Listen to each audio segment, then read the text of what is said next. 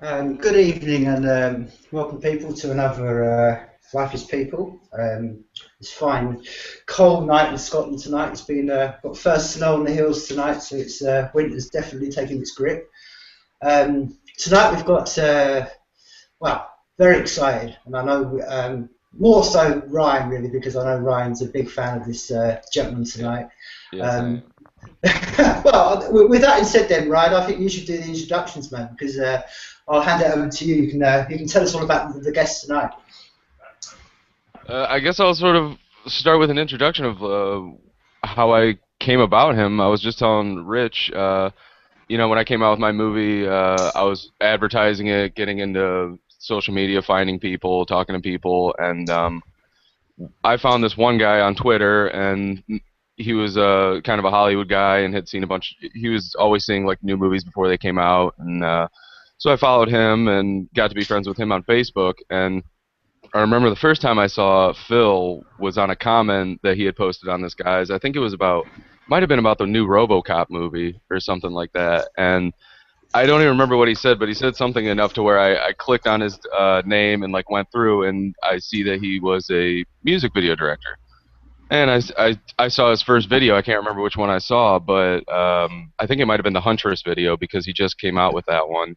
And I was immediately blown away. I had just bought like all the sets of music video DVDs from of like Spike Jonze and Stefan Sednawi and Anton Corbin and Chris Cunningham, all those people. And I started seeing Phil's videos, and I was like, holy shit! Like, where's my Phil MUCCI DVD?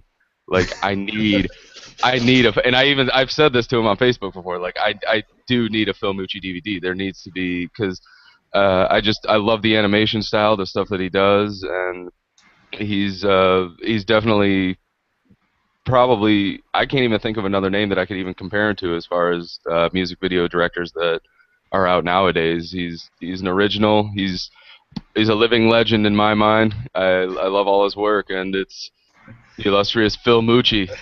Yay! Wow, thanks, man. Holy shit. I'm glad I don't have a camera on me. You see me blushing.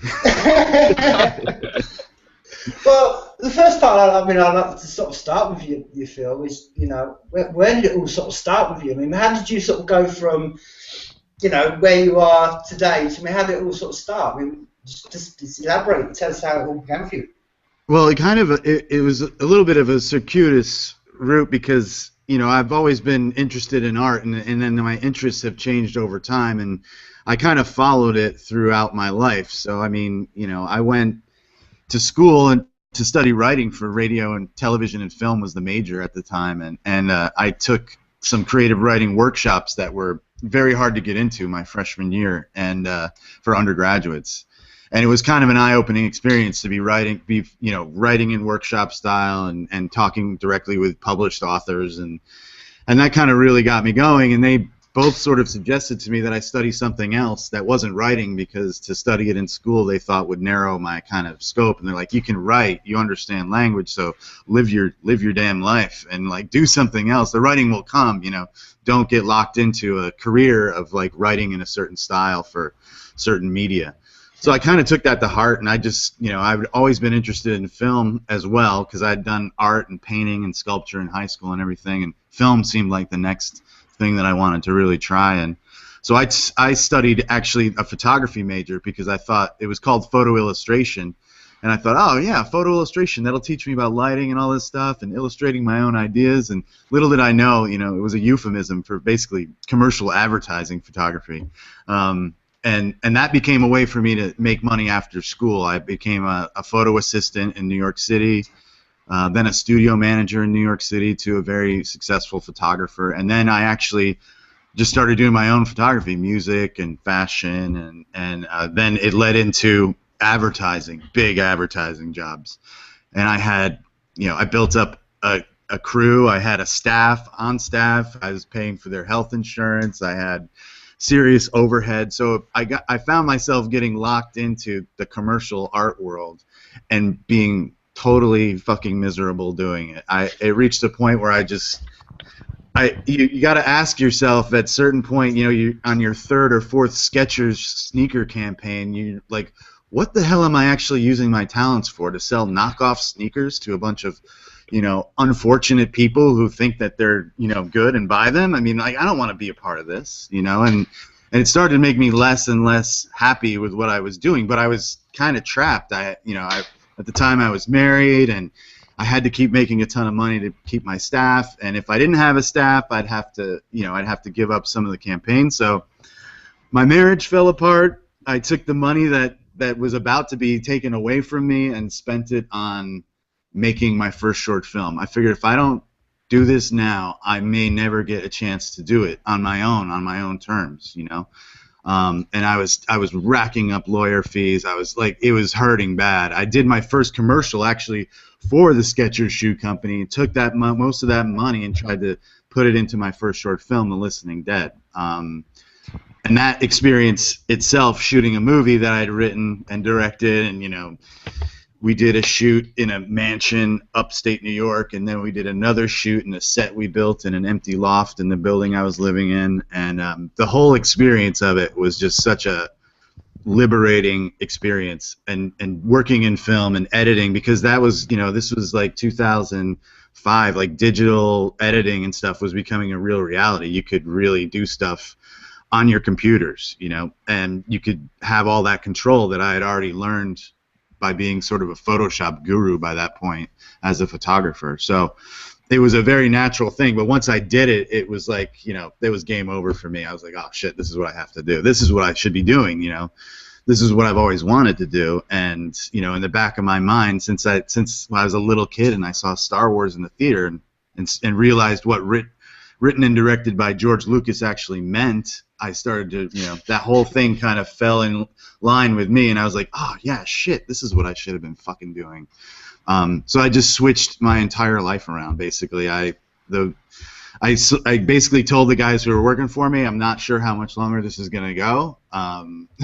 If you want to start looking for other work, you might want to. I started traveling to film festivals with my first short film, and then we turned around after the great reaction that got and made another one, Far Out. We made much shorter, but another period piece kind of thing, and that did really well as on top of it.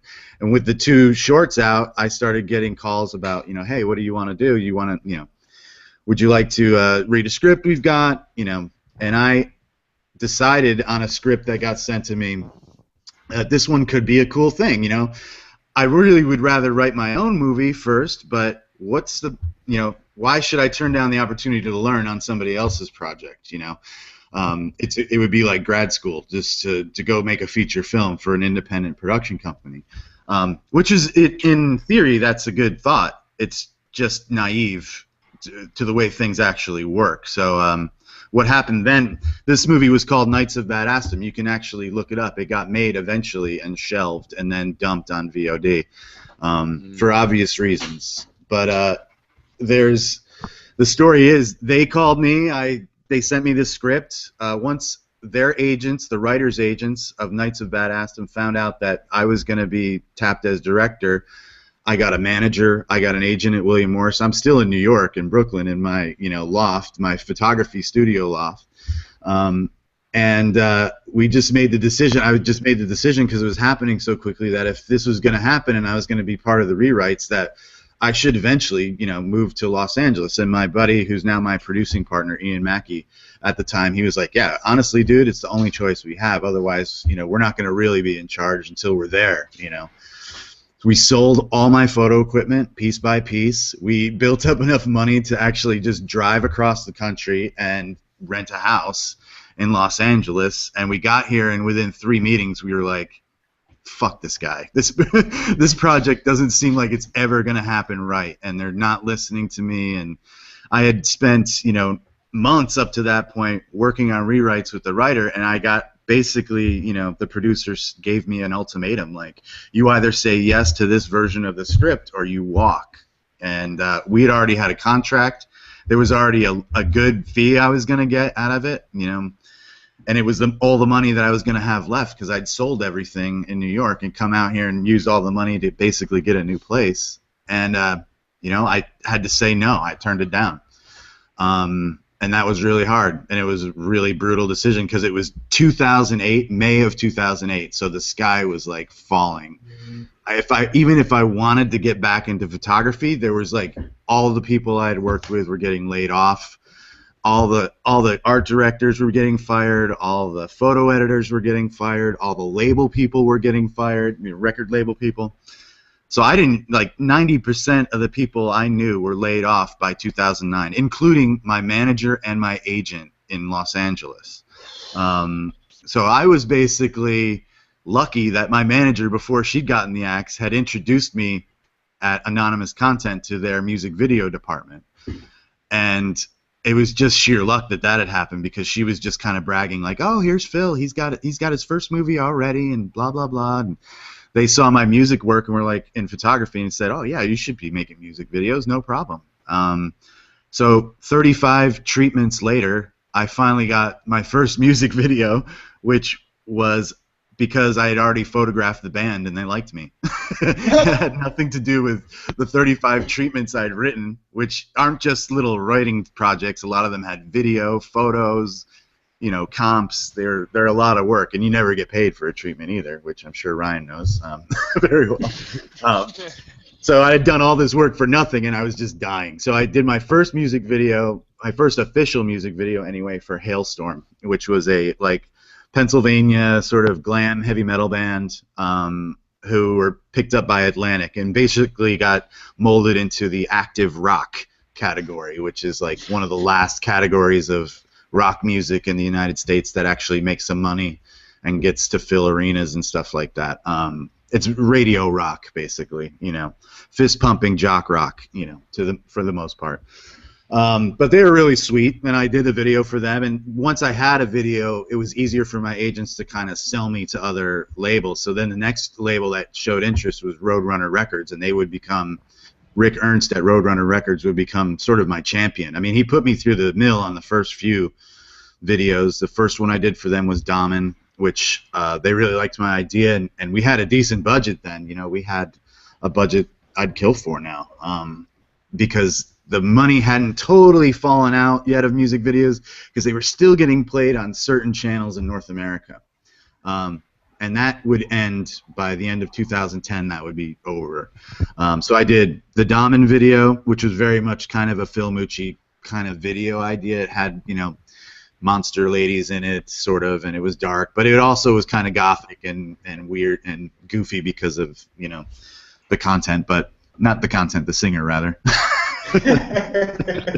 But I did well, and it did well for the band, and then they came to me to do the Korn video, and they kind of gave me a special in with that, where they said, look, we've already sent out the sort of the brief to all the directors that they want to work with, but we've just gotten off the phone with Korn's management, and what they really want is sort of a documentary style thing about this town that they came from, Oildale, near Bakersfield. And I'm like, where's that? Is that close to where I am? And I looked it up, and it was like an hour and a half away.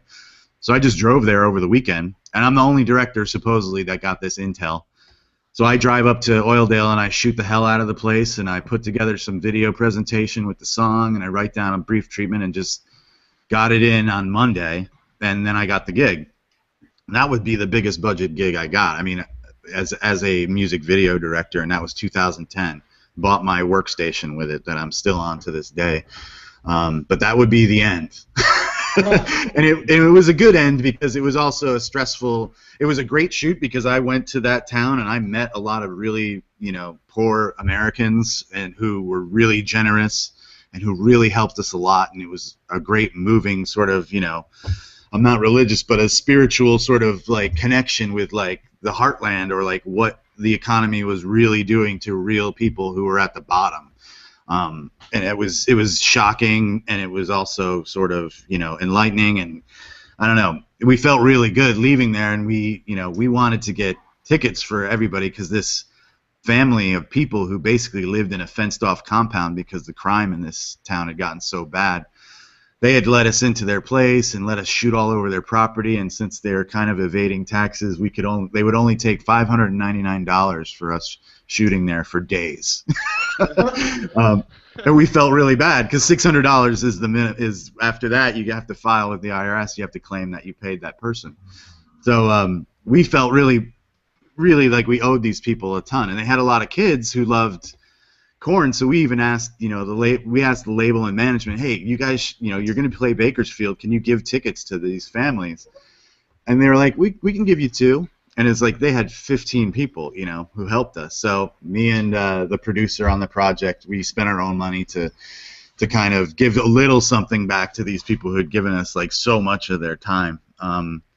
But after that, the bottom fell out. Like it was the next call I got was all creative, was a ton of creative freedom, but like a 10th of the budget, or like maybe an 1/8 of the budget of Korn, which was like, whoa, that's shocking, And that was Opeth, The Devil's Orchard, and that was the one where I was basically told I didn't have to have the band, which was a great relief after what I'd been through with Korn, and I could pretty much do what I wanted. And I just had to pitch an idea. I was the only director that they were going to, Roadrunner. Again, this was through Rick Ernst, who was totally my champion there. And that video changed it for me. That kind of like, The Devil's Orchard was the first one that I actually got reviewed on. Like people wrote about that video. That video ended up on year-end lists. Not near the top. It was like 10th or something like that in Revolver. But that press, and that online sort of notoriety really helped, because then more bands see it, because at the end of the day, these budgets that we have now are really low, and to do it, you've got to love it, and you've got to really be given creative freedom to make it worth your while as a filmmaker. To do a glamorous or high maintenance band project like Korn, there's no budgets for that anymore to deal with that kind of stuff. At least nothing that I would consider doing.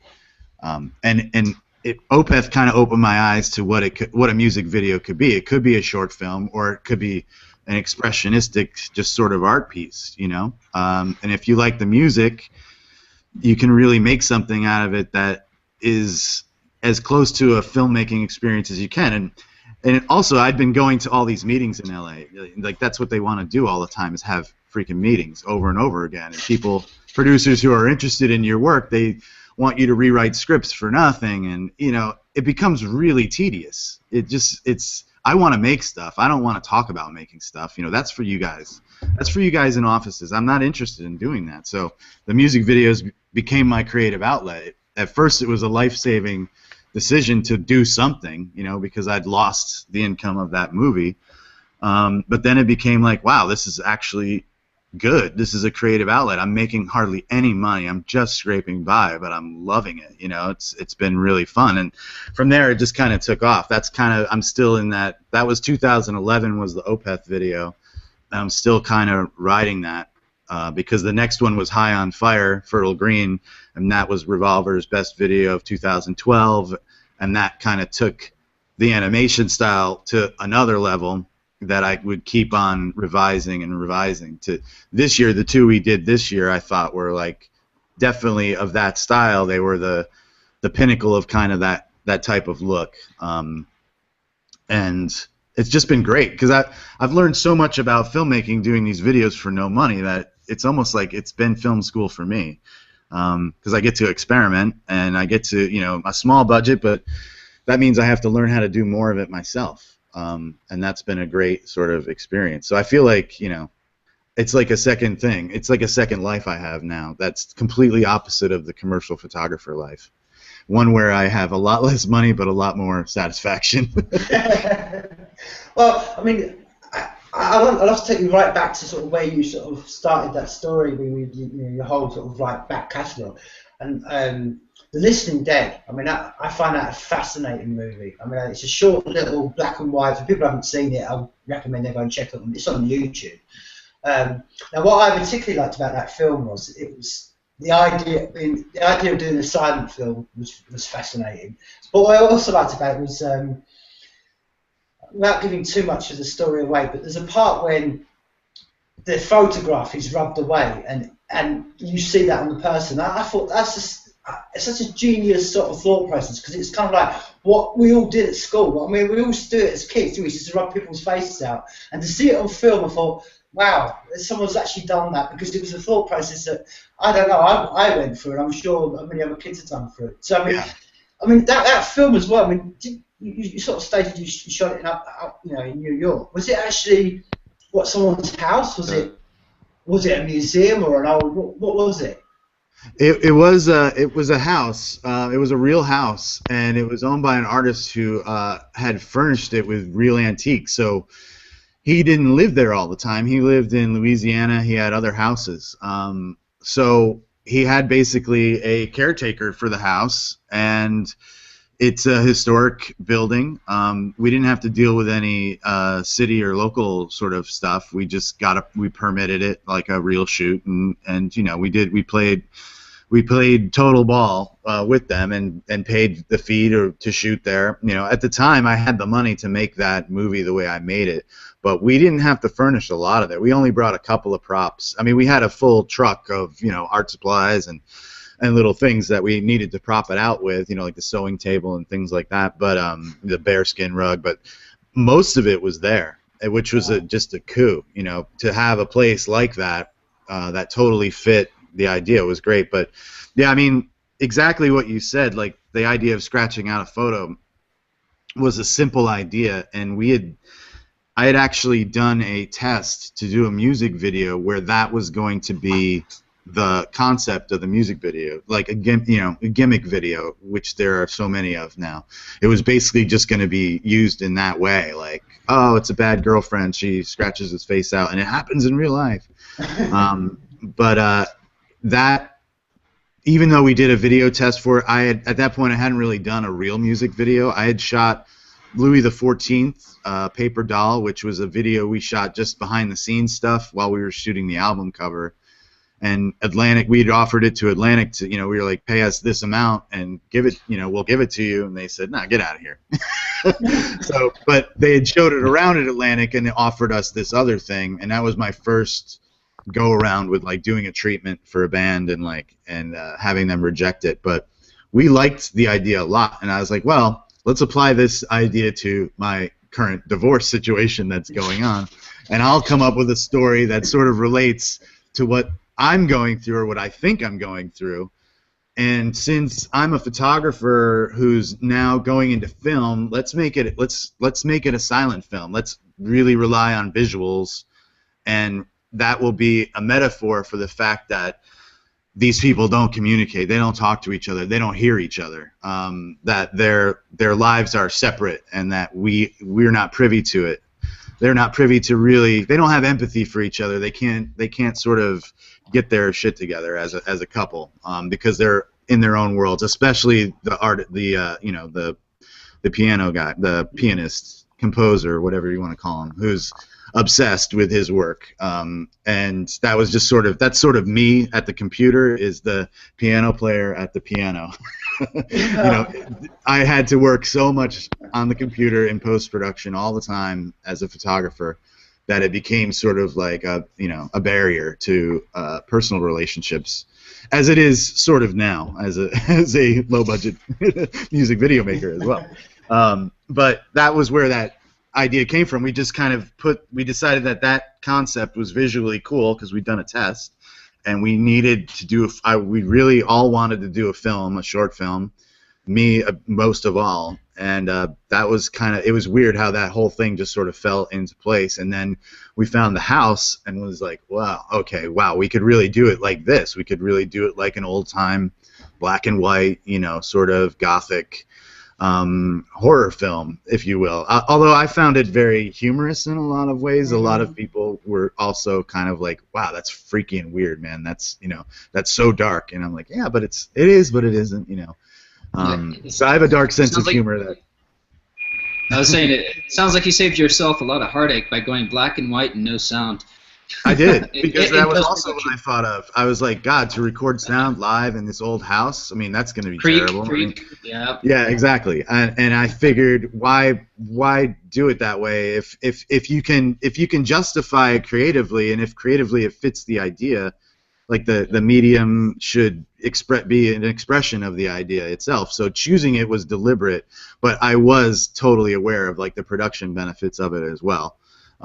We did shoot in color though, and we did like do Oh. a tell at Technicolor in New York to have control over, sort of how the hues of the wallpapers and stuff like that would actually work. And I had a great DP on it as well, Predrag Dubrovcik, who I'd worked with as a photo assistant, and he was now a great, DP.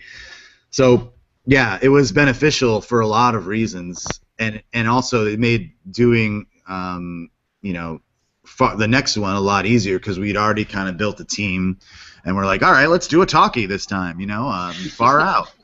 Let's move up, let's take the progression of film history ourselves, let's just do it. And we did it like Italians do it, though. We recorded live, but we dubbed everything. Smart. Because Now, when you did your dubbing, did you do it right after? I mean, like you would shoot it and then say, okay, and then take them to another room to do it, or did you do it, after all the filming was done? We did it after the filming was done, after the edit was locked with just the camera sound. We would have them come in, and we built a small sound booth in my studio at the time, and we just recorded them there. Had all the actors come back. It was an interesting process because to get we couldn't find a location in New York that was like what we wanted or that we could afford to do. So we ended up going to a collective in Brooklyn who had a warehouse, and they just rented us a floor of the warehouse, and they also had a full wood shop. So we just rented a floor of this warehouse, built the set in there, but the sound was, total shit.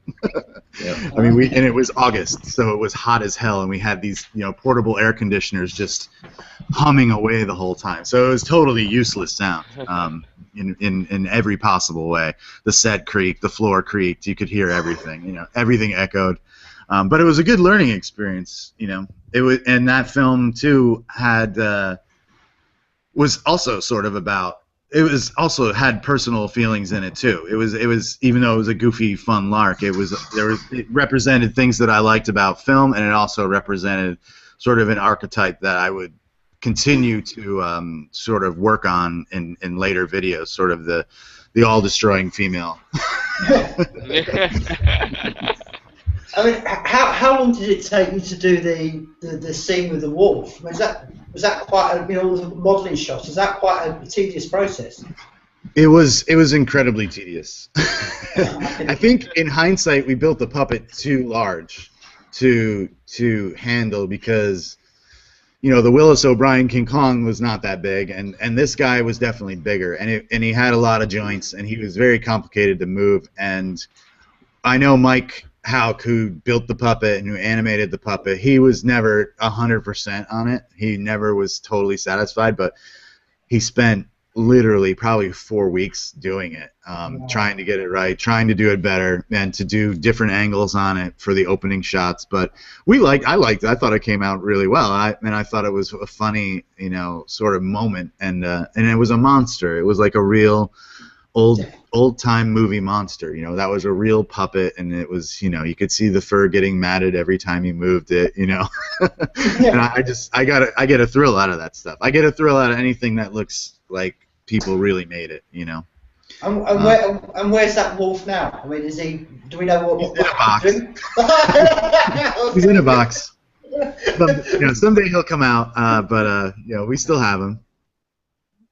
Well, that's one of the things that I always that I noticed right away and really loved about your work was just how much of it was real, while at the same time you're not afraid of CGI, you're not afraid of layering, color editing, all that stuff, obviously, but then I see it and I'm just like, it's all like I can see it's all fucking real, like not what's I can't remember the name of the video, but the one with the monkeys and the machine guns. Oh yeah, The Diplomat. Yeah, The Diplomat. Easily, you could have, somebody could have done all those monkeys CGI, and watch that video, and it's like, man, you had to have actors in the suits acting like monkeys to play all that off, and you see it, and when it mixes with the colors and all that, like, oh man, it looks so much better when it's real, and yeah, I'm very adamant about that in my style, and especially just the movies that I like and all the stuff I'm into, and. I can obviously tell, we're both Ralph Bakshi fans, and, that's totally one of the things that right away noticed about him was, being able to, they say he's animator, he's this, and then you see, live actors and rotoscoping and just different experimental techniques and stuff like that. And there's so much to be done with it. And he was more than just an influence. Sorry to cut you off. He kind of, I was on YouTube and because I was researching like After Effects stuff and animation stuff, just to try to find, different, just to get some ideas, because I just finished sort of Opeth the Devil's Orchard, and I knew that High on Fire was coming, and I wanted to be able to do more with the look. I wanted to be able to, push it into a more stylized look and make it more like a not a movie poster, but like a rock and roll poster or that kind of artwork that's really design oriented and graphic. And I was watching a lecture that Bakshi was giving, and it was really enlightening, and he was really inspirational, because he's basically saying, I learned to do the rotoscoping thing from Walt Disney. He did it too. And it's not like I invented this thing. He's like, and now with the modern workstations and computers that you guys have, you could make it in a garage with 3 guys in a couple of months what took me, 50 artists for a year to make. He's like, there's nothing stopping you. Why don't you just go out there and do it? And I was like, yeah, he's fucking right. It is kind of a lot easier than what he had to do. I don't have to go frame by frame. Although you do sometimes a lot. Yeah. You can never escape the rotoscoping, horror. But that was kind of an eye-opening thing, because you also, I think, when you're starting out, you get hung up on like pure originality. Like, well, that's not totally me. That's not all original. It's like that. You loosen up on that as you go, because the more you study film and literature and everything else, you realize that there are themes that humanity is concerned with, and there are ideas and stories that we keep telling in different ways, or we keep adding to, and like every generation does it, and every new group of like talented filmmakers does it, and every group of philosophers, writers, you name it. In all the arts, these things happen, and they happen again and again because they are essential to us, and we communicate culture through stories and ideas like that. And that's important, and that loosened me up a lot, because when you're dealing with anything commercial, I like not to think of my music videos as that commercial anymore, but they still are. You have to get people on board to give you the check, to make the thing. Mm-hmm. And the more purely original or crazy you go, it's harder to get people on your page. But if you throw something in there that's a pop culture reference or something, this Quentin Tarantino, majors in this, but you make it something that's accessible, that people can grab onto, and you're gonna pull people in. You're gonna get the audience that you want for your material, because it's kind of like reaching out to give them a handshake. It's like, hey, I know what you're into. Check it out. So there's a perfect example, I think, is like the video for the Duke I did. I mean, it's full of like pop culture sort of signposts. We got a lot of things that you've seen in other things, but in combination with my ideas about the song, it is its own thing. You wouldn't say, oh, this is that, or it upset me when people kept saying about the Das Muerte video that, oh, it's Sin City, but it's not. If you look at it, it's not Sin City. It's not how they did it. It's totally different. It's black and white. And it's film noir, but it's not that thing. But you got to take that. It's the good with the bad. But when I heard Bakshi say that about just take that technique and run with it, just do what you can do with it, because I already did what I could do with it. I'm making paintings now. I don't give a shit. Go nuts, And I didn't invent the thing in the first place. And you hear, Francis Ford Coppola say the same thing, like, steal from me, please. You become aware the more you do of it, especially as your work becomes personal, as it becomes an expression of your experience. You let go of a lot of stuff, and you say, hey, yeah, I do want to do a film noir thing. I do want to do a sci-fi siren thing. I want Harryhausen UFOs in this video. I don't give a shit, And then you just go, that opens you up creatively in more ways than you would think, when you become obsessed with, like, what's my pure original artistic notion, because we're all part of the same kind of pool, Come up with something that is like the Phil MUCCI effect? Like, you have the Ken Burns effect? Do you have something that you would say is your signature? I don't I don't think so. I mean, I guess somebody else could maybe nail that down. I don't know what it would be, because I'm not actually sure where it all is going. But you know, I just want to. The whole thing is so much an artistic decision as like, I have these ideas, but I only have this much money. How can I do it without, you know, simplifying it? Because what happens with a lot of music videos, and you see a lot of music videos are like this. It's a combination of like getting kind of a small budget and limiting the concept to a very narrow thing. Repeat the gimmick, come up with a gimmick, repeat the gimmick, and change the gimmick at the end or whatever, or have a payoff for the gimmick in the end. And those videos are insanely popular, and they do really well, I think, you know, commercially, and people expect them now. It's like Michel Gondry kind of like gave us that thing, and people became really obsessed with it. And that's one way to deal with a low budget. I went the other way. I'm like, well, I don't care about the low budget. I want to make a sci-fi epic. How do I do it with this money? And that's why those techniques came about. I had already known Photoshop, so learning After Effects was just Photoshop with a timeline. So I had that skill set. So it was just an application of my skills to the problem, to solving the problem. It wasn't like a conscious, like, I'm going to create this new vision for Ralph Bakshi's rotoscoped animated style. I wasn't anything like that. No, but I think, I mean, just like what you were saying as far as, you know, stealing techniques or whatever. Yeah, I mean, that's kind of what everybody does, and I brought up the word before, Offenbahn, the German word, which is to transcend and to preserve. So, like, I see Phil MUCCI, or, you know, I see one of your videos where you are doing the rotoscope or whatever, and it's, you know, if that's the first one I see, like if I see that before Bakshi, you know, I can study you because you've studied Bakshi. Bakshi studied Walt Disney. Right. You know, it's just hundreds and hundreds of years, you know, of experience and learning built in. And that's not saying that, you know, somebody should only study Phil MUCCI or somebody should only study Bakshi or Disney or whatever. I mean, get all of them, study all of them, study everything, go with the technique. Exactly. I think, you know, it's the great conversation. I mean, we're fortunate to live in a time where the culture has developed to a point where we can make art. You know, we can actually live making art. We don't have to go fight for food or hunt for animals, or, you know, we can actually make art and move the human kind of experience forward in that way, because it's a luxury, really. I mean, we're not scratching around in the dirt anymore. You know, we've got this time now to actually, before we blow it all up, we've got this time to say something. That's kind of a good segue. Yeah, talking about how we're going to interface with the new technologies, and you know, this is one of the reasons why the Hangouts, I guess, were started, and to develop this idea of how do we interface artists, musicians, video makers with the public today, given the new technologies where you don't have to have a third-party intermediary anymore at any level. You can upload your content, like in the case of Maidsafe.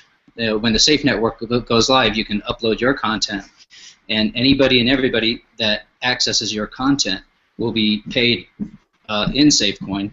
You'll be paid in SafeCoin for them accessing it, and they are actually paid in SafeCoin as being a part of the network and storing your content. So I don't know how much you know about the Safe network or any of that type of technology. Are you very familiar with it, Phil? No, I'm not, but I do agree with you about what the internet has done in terms of that, like interfacing with other artists and actually bringing the public to an artist. The Maidsafe thing, most of the stuff that I'm doing now, the sad thing is I don't own it, and it's not, you know, once I take the money from the record label, it's kind of like theirs, you know. They allow me to screen it. I'm allowed to, you know, play it wherever I want, film festivals or whatever. But it's not like my own content. It is to me, but it's kind of like I'm just putting it out there, you know, and it's out. It lives online, and that's where it is. And you know, so I don't necessarily. I can't, like, until I make something that's totally my own, which is definitely the goal. That's not something I think about that much, to be honest. But I do believe that the world has changed. You can't really communicate only through your art, I think, anymore, because I think people want and expect to be able to sort of communicate with you. And the more I interact online and social media, kind of the more it helps a little bit in my career, because I think there's an accessibility that people want now. It's just weird because I'd rather not talk about, I'd rather not answer a bunch of questions about the work. I'd rather have it speak for itself. But that it's a different time, and people have different expectations, and I actually get work through the social networks and through social media and through sharing and through and also if you get a lot of great sort of compliments online, that's food for the soul as a creative, that, and all the online press and all the people that are actually looking at the work, you realize, like, wow, you've connected, or that you're touching somebody. And as an artist, I think, that's what you really want. That's what you're trying to do. You want to say something and you hope somebody gets it. And at least that's where I'm at now. I didn't always think that way. It became something that I became very conscious of, especially as I became more political as I got older and studied more about history and things. I became much more aware of the importance of what you do, and social media really can make it hard for you, because you always get the haters. There's always that, but it's good. It's still, overall, it's good. I mean, it's good to get that sort of feedback and to know when you're reaching somebody, because the buffers are gone. I tell that to people all the time. It's like, you don't need, because I hate agents, managers. The whole old system that was built up is basically vultures preying on creatives. They're just preying on people who can do things, because they can't do shit except prey on people who can do things. And that's a sad state of affairs, but that's old world. It's changing, and the more people can take charge of it, the better. And I encourage everyone to, like, get a YouTube channel, just start putting stuff up, just start sharing and like join the conversation. About the YouTube channel, I love YouTube. Everybody, it's great for learning how to do things. Whenever I run into a project that I'm not sure if I can handle it, I go online and say, how do I make my own crane? How do I make my own jib? Exactly. and it's fantastic for that. But at the same time, I watched a video of how to make my own jib, and I downloaded everything I needed to pick up at Home Depot, and I was like, oh, great, and I wanted to tip the guy who created it, or who put it out there on YouTube. And I asked him, hey, what's your Bitcoin address? I would like to send something to you. And he never got back to me. But what I was thinking is there's something out now today called watchmybit.com. And right now it's in beta. And you can look it up at beta.watchmybit.com. But if that guy had posted his video on YouTube and he said, okay, here's what I can show you, and if you want to see it, here's a link to it on Watch My Bit. And at Watch My Bit, he can charge a fraction, of a cent if he wanted to, and still get paid, because it's using a micropayment that is allowed by Bitcoin. So if he wanted to charge 10 cents, he would still get 9 cents of that.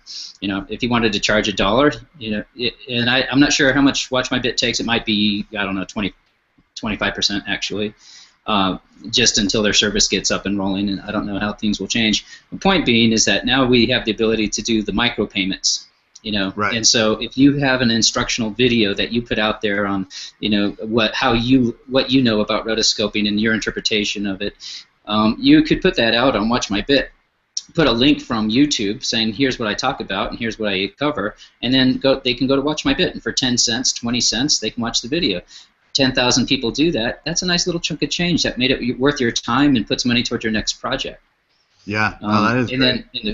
And then in the future, the thing I'm most excited about is the Safe Network, which would be it's built into the system that you get paid whenever somebody accesses your content. So yeah, that is like the future, I think, is that. I definitely agree that is, because right now, as a filmmaker, basically for hire on these music videos, they put ads on those, and they're collecting money on those, and it's a big discussion amongst other filmmakers I know, like, why aren't we getting a piece of that revenue from all this work that we do, especially considering how little they pay us to do it?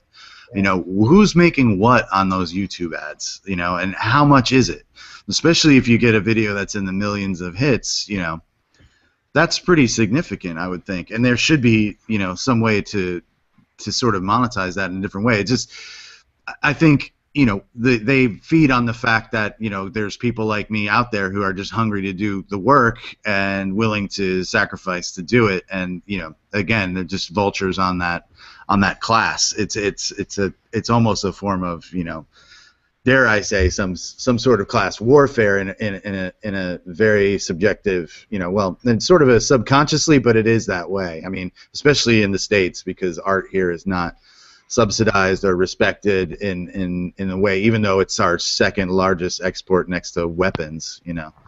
Well, I mean, to me, this has been something that's been going on for. I often talk about it ever since the printing press. There's always been the gatekeepers, and it is a long battle that we the creative have always gone through to try to get our stuff directly to the people without going through a middleman. Because, like you just rightly said, Phil, you know, when I speak as an artist, when I put my stuff out, I mean, over here, like you say, okay, generally the arts, I suppose, around the world really isn't subsidised. But even if you go into that field of subsidy, you still then rely on what the gatekeeper wants you to put out the other end. And it should never be. It should never be like that. It should always be, I put something out, and it's the audience will decide whether they like it. And that's how it always should be to me. Because I don't ever, when I create something, think, oh, how do I play the middleman? I'm always thinking, firstly, do I like it? And then secondly, I'll put it out to the world and see what they think. But I don't want to sort of think, like you said. I mean, you don't want to deal with middlemen. You know, I don't know. Maybe I think, especially creative and artistic people, we tend to be by nature quite rebellious. We don't want to sit there in front of a suit or a committee and have to explain what we're doing. No. And that's what I'm saying about, like, kind of the time that we're in. We are kind of, this is the time to sort of do that. And I think there are examples in music of people who are trying to do that. And I think, you know, it depends on what your medium is as well. I don't think it's as good for everything as it is for other things. But you think back, I mean, it has always been that way. I mean, you know, Sistine Chapel. I mean, you know, there's so many great artists in the past have had to, you know, to stay alive, they have to do the bidding of the upper classes or the power classes, and that sucks. But now we have a chance to actually do something about it, as long as we can keep the internet as, you know, as kind of open as possible. And I'm all about those things. I'm actually thinking about how I would proceed with, you know, doing, you know, more of a serialized sort of long-form story type filmmaking for the web, you know, to you know, that would be exclusive to myself. That would be, nobody would have control of it in any way. Because creatively, that's where I've kind of gotten to as a music video maker, where I'm now, like, I don't really have the bands in my videos. I'm pretty much telling what's the story that I want to, that's, you know, inspired by the song, and I'm getting to load them up with a lot of my own ideas, and that's really liberating. But it's also really disappointing when I don't really own it in the end, because I feel like I've earned it. Yeah. You know, but I don't have the money to make it on my own. You know, I don't have the funds to actually produce it to even the small level that I do. So I'm reliant on that. I don't come from money. You know, I need somebody to, you know, fund me, until I'm, you know, and I'd rather have it be me that funds me. You know, I'd rather have my work go out independently and get it. It's just, they get you, you know, you're a debt slave basically, and you know, if nobody's giving you money and you're not making it on your own on the side, however you can, you got to get it somehow. It's just, you know, it's kind of, it's harsh, but, you know, that's how it is. I mean, I find it fascinating that, you know, we live in an age where, like you just said, you know, the technology's become a lot easier for us. You know, we have, like you said earlier on, you know, we can do on a computer now what someone would have done maybe a year filming, you know.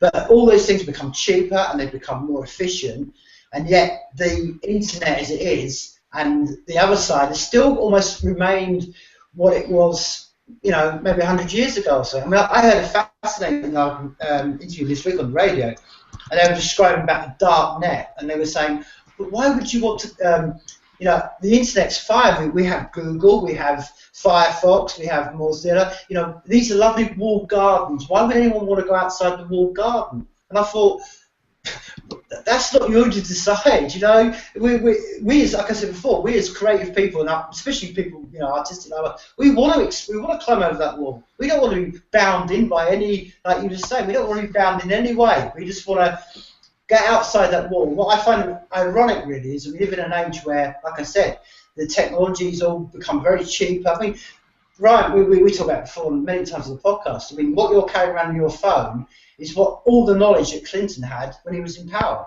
It's in your back phone. You know, it's cheap, but yet, like you say, we're still being ripped off. And what I think people have to realise is, and I think it's plainly obvious, is that the world is moving at an accelerated rate. I mean, when we talk about when we're talking about Maidsafe, I mean, man, just think what's going to be like in 5 years' time when Oculus Rift takes over. I mean, it's going to change everything. Yeah. I mean, I had a podcast the other day, and they were saying that. I mean, is it you've actually got the Oculus Rift down in LA, haven't you? You can actually go to. And I was listening to a Duncan Trussell actually, and he was saying that basically his line was, "This changes everything. Oculus Rift changes the whole world because that's it. It's like the colour movies, or you know, or film itself. I mean, have you actually tried Oculus Rift, Phil? No, have not. Does that something that interests you at all, or is that? Well, I'm not sure what it is. Tell me more about it. It's the virtual, you know, like it's basically like a virtual, you know, the goggles you put on as a virtual. The goggles. Yeah. Apparently in LA they've shown it, and on the podcast I was listening to, he was saying there was one where you could walk in, and because it's been updated from what it was maybe 20 years ago. Right. Where it's very pixelated. Now they've got all the cameras at different angles, so you can walk into a room and see this guy playing the piano, and you'll walk around him, and it's like HD vision and stuff like this. And he was saying in the podcast that the queue for that one wasn't that big, but the massive queue was one for the sex one. So you could go in there and basically choose, you know, whatever kind of woman you wanted, or whatever man you wanted, or any, you know, combination. And he was saying it's going to change everything because it's going to basically, it's that immersive experience. And I'm fascinated from a filmmaker's perspective. Is that something that you even, you know, thought about going into that sort of virtual world? Well, I mean, that's a lot of like gaming technology too. I think is the application there, which is, you know, a lot of that. I mean, but it's on the screen still. But what I found interesting about what you just said was, you know, the line was for the porn, and it's funny because that technology, that industry is driving that technology in robotics as well. I mean, there's like they sex bots in 10 years is what they're saying. You know, like there already are to a certain extent. But that it's funny how if it's what people want and respond to, there's somebody's going to come in and do it, and that's like a really hilarious application of it. But to me that's open-ended storytelling. To me that's world creation, or I don't even know how you would, other than the video game style or one of the video game styles. As a filmmaker, I'm not sure I would know how to approach it, because you would be sort of out of control of the outcome, and so that means writing several outcomes perhaps, or just creating a place for people to exist in, which is more like Sims or the online World of Warcraft stuff, where you're actually living another life in another place. So to me, the creation of a world is something I like to do in film, where the world is telling the story for me, or it's part of what I'm saying. And I, as a filmmaker in that way, I would be interested in trying it out and seeing like what it inspires, because it's new to human experience because films were the dream state. Films were go with a group of people and watch this movie and lose yourself in it and experience it all. You know, everybody goes and has the same dream kind of thing. Yeah. Because that's really the experience you have, you know, in a theater on a big screen, you know. Less so as we have more and more of that at our fingertips and at home and surround sound and all that stuff, but it is that experience. So I wonder when it becomes truly individual with, you know, these kind of outcomes, because we're already losing people to World of Warcraft and things like that, where they spend more time doing that than they do in their actual life. So I wonder about it. I'm curious about it. I don't know. I don't see how I would apply what I like to do to it, other than the creation of the world aspect. But it seems like that's just the tip of the iceberg. Because how could you? Maybe you could learn really well on those things. Maybe there's a way to accelerate human sort of recognition or understanding, or maybe it's more immersive and can speed up the education process in some way. Because I think education is like where the world is going wrong in a lot of ways, like at least especially in North America, especially United States specifically, and other areas of the world where especially the Muslim world, where education is being sort of gutted, and people are prevented from getting educated.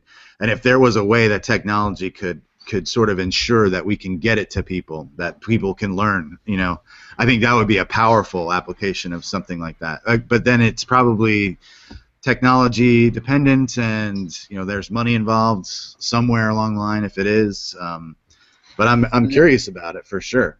Have you all heard of the Magic Leap? Yes. No. Yeah, have you checked that out? Magic Leap is a company that has, I think a couple of months ago, it received over $500 million in funding from Google, Qualcomm, and Legendary Pictures, Andreessen Horowitz, a bunch of venture capitalists in there. And yeah, and nobody knows how they do it yet, but it seems to be almost like a holographic experience, and where it interfaces reality with virtual reality. And so you can literally walk outside and see dragons flying around the air if that's what you want to see. Pretty bizarre stuff. I don't know.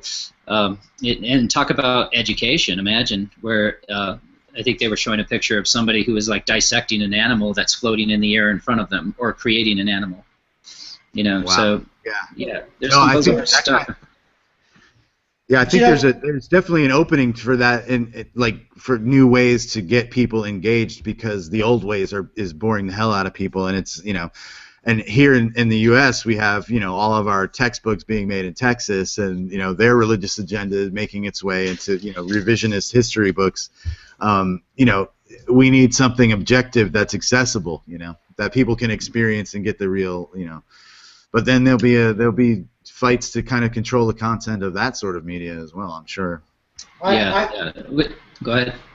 No, I was saying, when I saw Magic Leap, the first thing I thought somebody in power is going to use that to fake an alien invasion.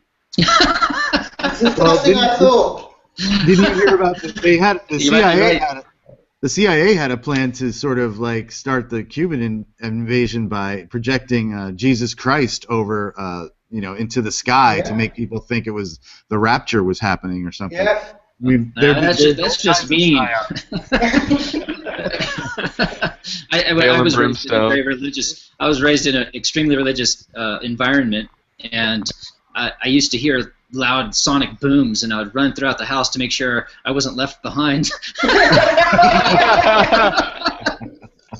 It's nice to be able to laugh about it now.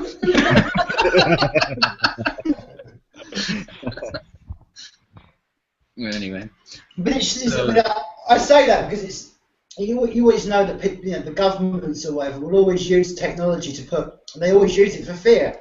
And you think that there's no better way to get us all back into line if there's an outside force. Wasn't it Reagan that said that if we knew there was an alien force, we'd all suddenly become very peaceful with each other and focus our energy on someone else? And I just thought, I bet you can see them try and doing it. Can you imagine that, especially over, like you say, you were just joking then, Rich, about being over Texas, but can you imagine them doing that over the Middle East? Yeah. Oh, yeah. Well, and then, I don't know, the Rock of the Dome of the Rock, I'm not that familiar with my Judeo history, but I guess eventually the Temple of Solomon is supposed to be rebuilt in Israel. And so one Israeli genius had the idea that they were just going to create a laser created rendition of the Temple of Solomon above the Dome of the Rock. Anyway, that idea got nixed. They figured that would piss off the Muslims a little too much.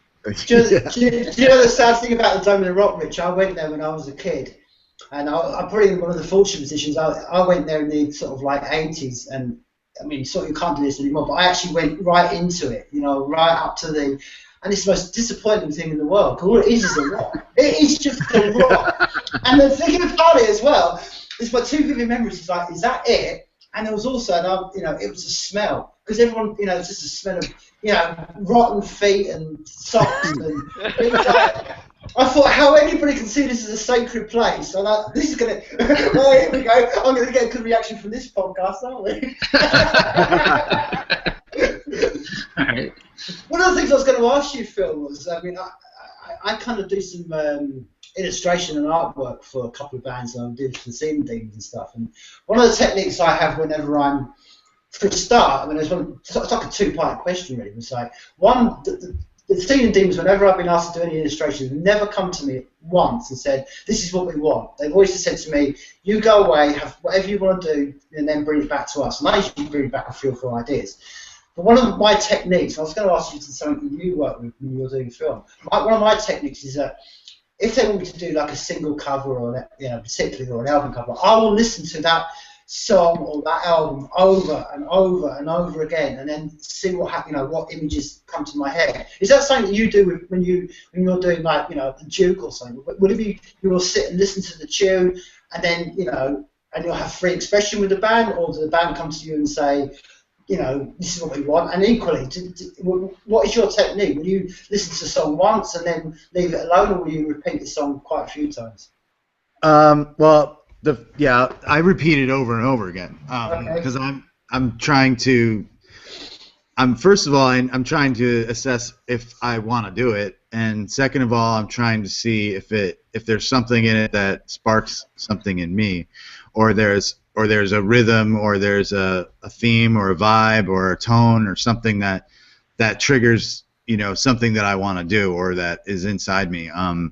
As far as when they come to me, they more often than not now is kind of like, here's the song, it's about this, what do you want to do? And I kind of like that, because to me the song, I'm being given the soundtrack to something before I make it. You know, I'm like, I'm going to make a movie, here's the soundtrack, so now I've just got to put the pictures to it.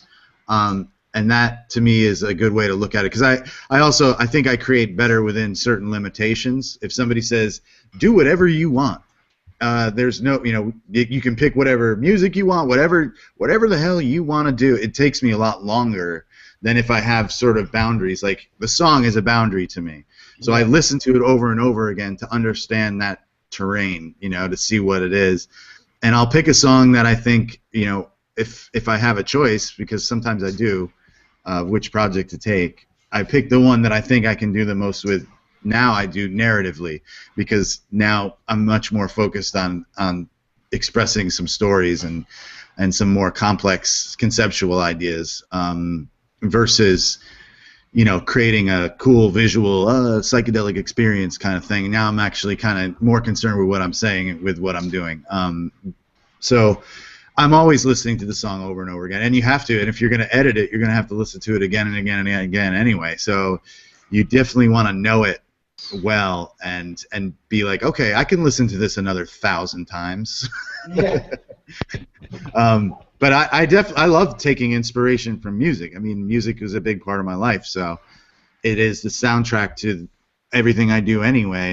And to, you know, to be able to get a choice and to have a band just be like, you know, here's what the song's about to us, but, you know, do what you want, is very kind of liberating. I mean, I envy your position too, where they just say do whatever, because you also, that they're still giving you still know that it's that band, you still know that it's that album, that it's that music, so you have boundaries. You have enough boundaries. I would love it though if I had reached the point where they would be just like, Phil, you're doing our video, here's the budget, and then just come back with the video, because I don't really want that much input once I get going. You know, like once the idea is sort of approved, and as soon as I get the idea, I just write it down now, and I put a couple pictures in and send it. I used to spend as long as I could on a treatment, forever, just because I was trying to get it, whatever it was. And I I wrote a Katy Perry treatment, for God's sake. You know, I wrote all these things that I should never have done,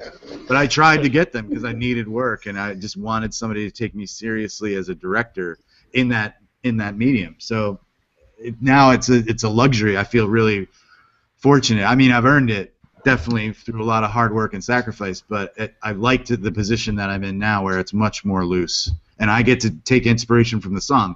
Because if I was the musician, that's what I would want. If I respect that artist and they listen to the song and they get inspired, hell yeah, that's just validation to me, you know, as an artist, that I was able to inspire another artist. Because that's my favorite thing to get anyway, is recognition from other creatives. That's most important to me, versus the general public or the executive or the manager or even the band to a certain extent. I want to touch somebody beyond that. And I also, there's one other point, is that I think as a filmmaker, it's a crutch a little bit, because making a music video for a decent band or a song that you can connect with, you've got a fan base built in. You've got the fans of the band are going to watch the video. And I'm not making it for them, obviously I'm making it kind of for me, but those people are going to see the video, and those people are going to have a unique experience with the video, because if you do it right, if you've really been inspired by the music, they're going to get a sense of elation when they watch the video. There's going to be a point in the video where I'm going to turn things around, or I'm going to hit a musical peak. And if you're a fan of the band and the music, you know, I want chills running down your spine. I want to open your eyes to the experience of the song, but also like the interpretation of the ideas. And I think you have that power in a music video if you do it right. And when I've gotten those comments from people, and that's really satisfying, that you know that you hit it, because it's much harder to do it in long form, I think, because you've got to take people in.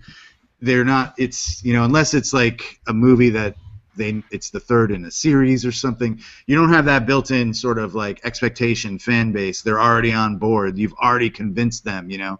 But with a music video, you have it, so you can kind of reach that emotional reaction in 4 minutes if you're good, you know. And that's a great feeling to be able to do that, because, you know, really filmmakers, directors, if you're a writer-director especially, you're kind of a manipulator. You're manipulating people's emotions, because it is that medium that can really make you cry or laugh or whatever, you know, as a group, you know. And that's a lot of power that you try to, you know, that tells you that you've communicated when you can affect people that way. Not in a maudlin sort of Spielberg soap opera way where it's just like, okay, here's the strings, cry now, you know, like not like that, but, you know, in a more intellectualized way, you know, where people are approaching it as a fan already, and all you have to do is not piss them off, really, and you kind of got people on board. And that's a great thing, and I never thought about that until I'd done videos a few times that got really good responses, and I was just sort of thinking about it, you know, like why, you know, how do you generate that? How do I get that feeling from people who think this is so wonderful? What is it? And it occurred to me that, yeah, I mean, I'm always trying to do that to myself when I'm making something. Like, what is the point here that's things are going to change, or my expectations have been challenged and my mind's been blown? You know, I'm trying to put that there. So it's great when you feel that people have gotten that, you know. Well, I like to... What is the major outlet now for music videos? Is it YouTube? It kind of is. It kind of is. I mean, in Europe, there's more stuff. I still have to do sometimes edits for Europe, because there are some still video channels there. They're much more liberal though. But like, say something is going to play on TV in the UK, they have their own like limitations, and you can't have strobing and stuff like that. But yeah, I mean, mostly it's YouTube now, which is crazy. And YouTube now, the hits you get on YouTube go towards your Grammy nominations and stuff like that too. They're counted as like single sales, like the old 45s used to be. So you can make yourself on YouTube without a record label if you wanted to. You could actually do it now within the structure that exists, the Grammy Awards, whatever you think of those, which they're kind of bullshit, but yeah. You know, it's a big mainstream awards show, but you know, still, if you're nobody and you don't have a label and you still get 100 million hits, that's going to be consideration. You know, you can actually leapfrog all the middlemen. Yeah. How do you feel about the quality then? About like when a label comes to you and says we're gonna give you a bunch of money and you're gonna have this big budget, and then you got the equipment, you're sitting there and you're spending all your millions of hours in editing, and you're trying to get rid of some minute little piece of something, one little small part of the frame that just doesn't look right, but at the same time in the back of your head you're just kind of like, why the fuck am I doing this? This is going to go to YouTube and it's going to be, the quality is going to be so low that, people probably won't even notice these things. And I mean, how does that affect you? It doesn't. I don't think about it No? because there's no point. I don't think that there's a reason to worry about that because honestly, it's just going to get better, and we can watch things in HD. And I'm going to play my stuff at a film festival, and it's going to be on the big screen, and I'm making it for me. Yeah. And I'm going to sit real close to my screen, and I'm going to have it, play in HD, and I'm going to watch it. And if I don't like something, I'm going to fix it if I have the time. Sometimes you don't, but no, I don't really. It doesn't bug me that much because, first of all, no label's giving me a ton of money to make anything. I'm just trying to do the best with with the resources that I'm given and in the time that I have, and I'm doing it for myself. So, because you have to reach that point where that doesn't matter. Keep your head down and do the damn work. That's really what it's about. Yeah. It's not so much overthinking what the reaction's going to be, or am I going to, is it going to look the way I totally want it? Because everybody's monitor is different. Everybody's TV is different. I mean, the fact that all TVs are web linked now, I mean, people are watching videos on TV, on big flat screen TVs, so don't forget that, Yeah, I just came across a flyer called "A Fistful of Acid: Heavy Doses from Director Phil MUCCI," and it reminds me of like a flyer from Thrill Kill Cult or something. Yeah, that was my first sort of retrospective that I did at the Housecore Horror Festival, film festival, in October. And that was fun. It wasn't really a big screen. It was kind of a tent in a parking lot. That's cool.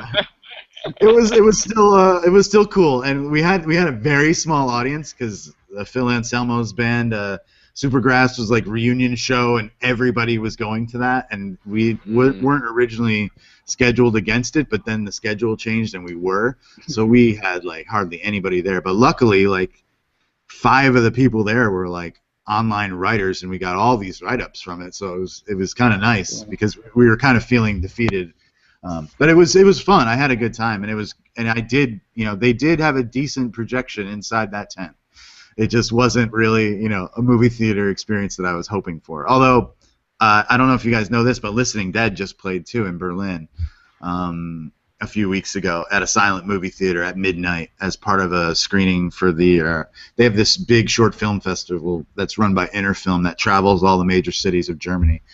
And Listening Dead had played at it, and then they did a kind of another screening of it just recently with a bunch of other sort of black and white and old silent film inspired shorts. So that was kind of neat because that film is still going. It's been translated a bunch of times. It's still playing on Italian TV, and it's really amazing how far that film went. And that's funny. Just to add one thing to that, that's the benefit of doing a silent film, boys. Any language, they just change the title card.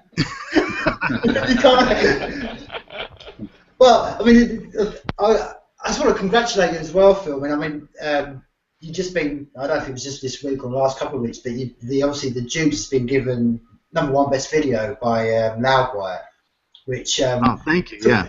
For my own personal opinion, it's the best sort of rock stroke metal video I've ever seen, which is hard, you know what I mean? I was just, the first time I saw that, I mean, I've been a big Monster Magnet fan for years anyway, and the first time I saw that video was it just blew me away. I mean, I would love to hear about how you made that process, how long you spent in that process, everything really, because it's just, I would recommend that anyone who's watching this and listening to this podcast, just go out and watch that video because it's everything. It's kind of well, tell us about this. Tell us about June. Well, real quick before you get into that, Phil, didn't you have #2 video too on Loudwire?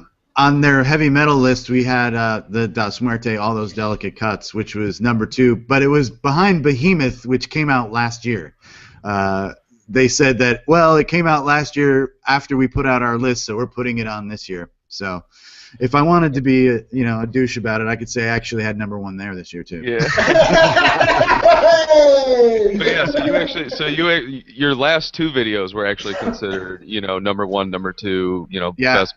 Exactly. Yep. And that's been the case, well, not always number 1, but in the top 4 since High on Fire, Fertile Green came out, which was number 1 a lot of places. Since then, we've each video we've done stays in the top at the end of the year within the heavy metal hard rock world, which is honestly a small world. Like, these videos don't have huge numbers of hits, but it's a small world that is kind of ripe to be for somebody to do something creative in, because if you love the music, like a lot of the videos are guys in warehouses just rocking out. I watched I watched some of the competition on the other on the list, and I saw, what was it? Oh man, I can't even believe this is around. But that song, it was called Glory Hole, and the video for it, like, oh my god, I could not believe what I was witnessing, probably one sound stage with the 4 bathrooms, and then just loads of fake jizz and a 80s hair metal band, and it was, honestly, I'm just this is Phil MUCCI, video versus this video, and I'm just staring at it what the fuck is going on? Yeah, I don't look at a lot of other videos. I think that's really funny, because I don't always think about them as videos anymore. There is a way to do a video, and I got actually asked. I'm on a project right now that's low budget but high concept, and it's my story kind of thing.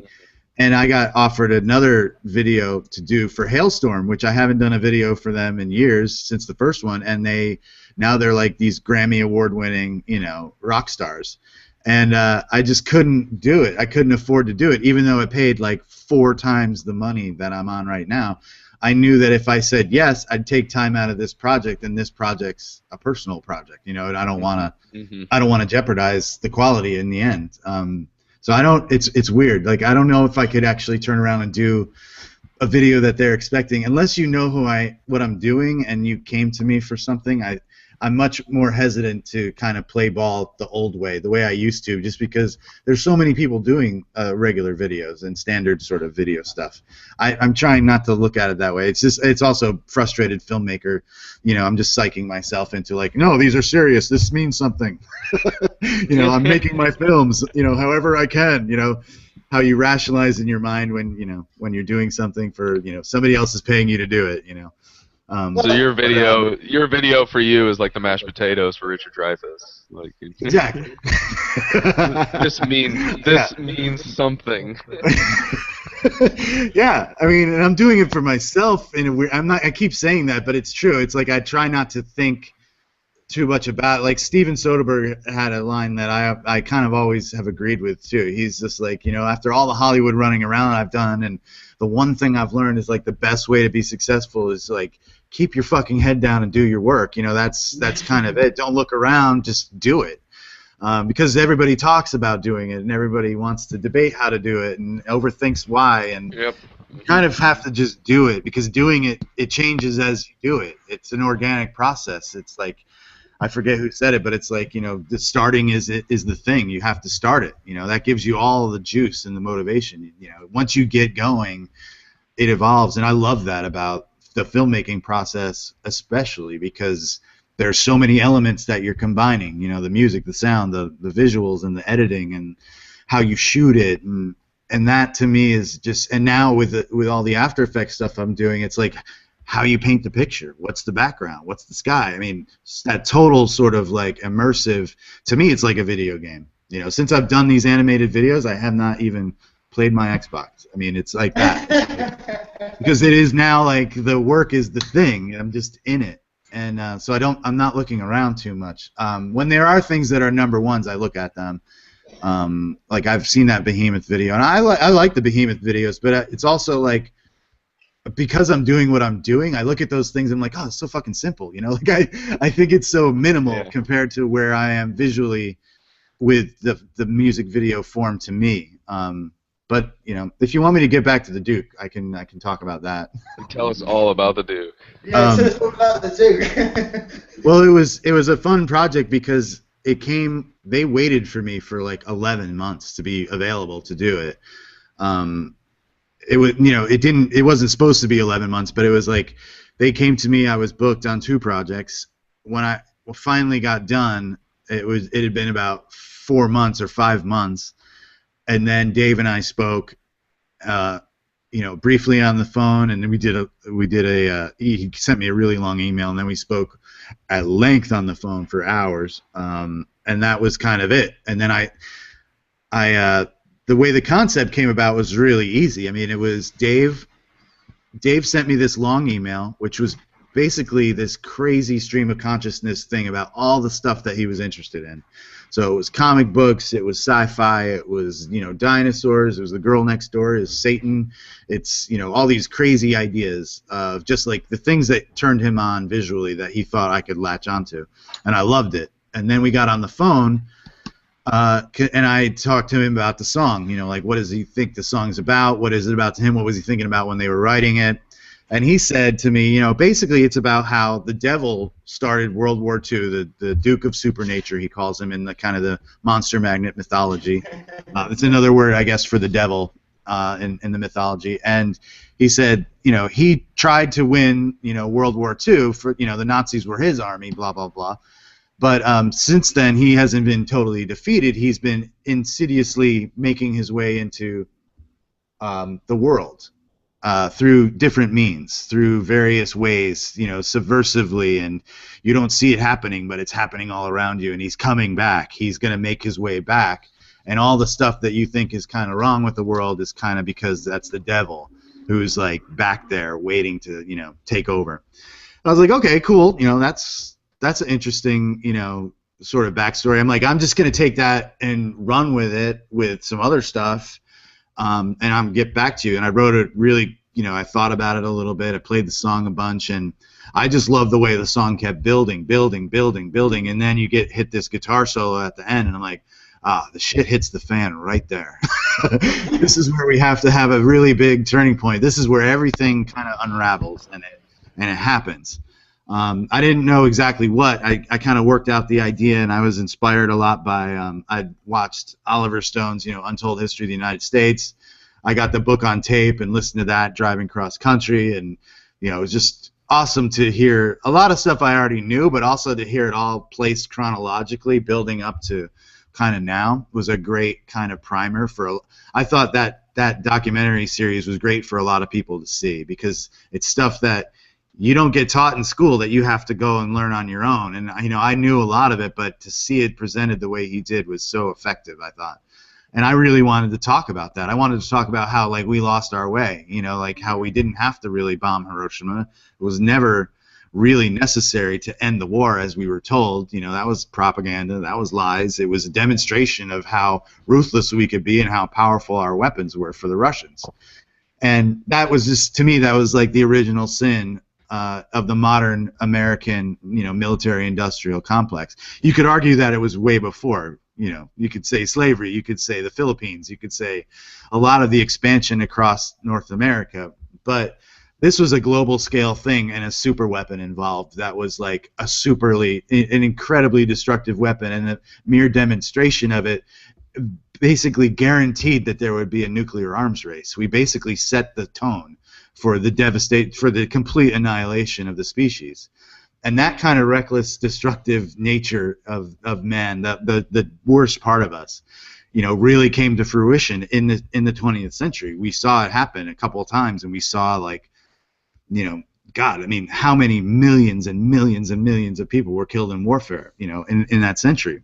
And that to me was like a big turning point. Hiroshima was kind of, to me, I could see that as a turning point. So that's where I decided to set the story versus the Nazis kind of thing. I wanted to make it you know, that original sin spawned something that couldn't be denied in a certain way, and it would be in the form of this, you know, beautiful young girl who nobody could, you know, could sort of say no to, but who obviously was very powerful. And being the military-industrial complex, we would want to know that power, and she would slowly reward that curiosity by giving them more and more information. The equations she's putting up there for the hydrogen, bomb equations, which was the next big bomb, that was even bigger, and that we started like, oh shit, these are getting scary. We shouldn't even do any more tests, any underwater tests anymore because of the mass devastation we can unleash with these bombs. But it kept going and going, and so I just took that idea and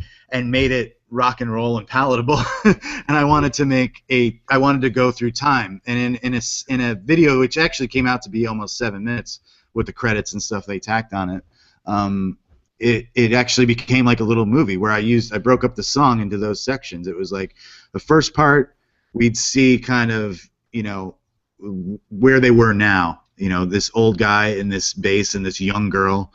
And then we would flash back. The way the song kind of like kicks into the verse, we would flash back and see where she came from and how powerful she was. And then we would follow through time, how this guy, this scientist, lost his way. Oppenheimer, or Oppenheimer actually was a better guy because he turned around at the end and he really realized what he had done wrong, and he was the most outspoken person, against the nuclear proliferation. But he was still guilty, in my mind. He was still fucking guilty. Yeah, and the people who replaced him were even worse. So, and they'd all worked under him. So he knew he was guilty. You see old interviews with Oppenheimer, the guy he looks like he's cursed. He looks totally beaten, crushed. And that's because he knew the dark side of humanity. He knew that he unleashed it, and he knew he didn't want them to drop it on people. He knew that he, kind of had to do it, and they also knew that the Nazis had stopped working on it. So there was actually no need, to do it. And he kind of knew all this stuff, and he went ahead anyway. And that was what he had to live with. And I just put it in a way that, there would be more sort of action, telekinesis, lesbians, and UFOs. No, I mean the UFO thing too was a. I think that's like those are the most popular searches on YouTube, I think. Well, I'm also fascinated with the UFO sightings that we've had, and especially this book that came out by Leslie Kean, which was about generals, pilots, and all these government officials coming out and going on the record about UFO sightings, and the legitimate ones, the ones that have a lot of sort of backup.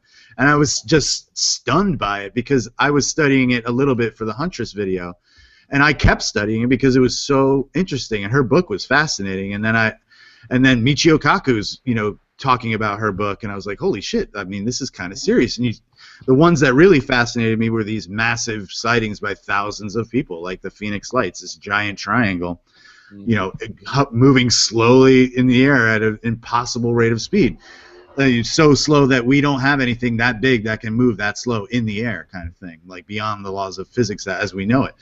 And that was a fascinating thing to me. And I've thought about how, I've read a lot of people, even Michio Kaku's kind of ideas about what it could be if it's not, from another, if it's not made by man, which we don't think it is, he doesn't think it is, what it could be. And that was a fascinating idea. And to think that, and the fact that a lot of the military cited them over nuclear bases a lot of the time, and that they've deactivated nuclear devices or turned them on, or that kind of stuff is really interesting to me. Whether it's whatever it turns out to be, the fact that we still don't know what it is fascinating, and it means that it's a much larger universe, which I already, anybody with a brain kind of knows, but you don't think about it in those terms because we're so sort of earthbound. But that was a fascinating thing that I wanted to bring to it, and to make the triangles into the pentagram was just that sweet sort of tie-in, of like the devil and pentagrams and triangular UFOs, and the whole idea that maybe they're here just to like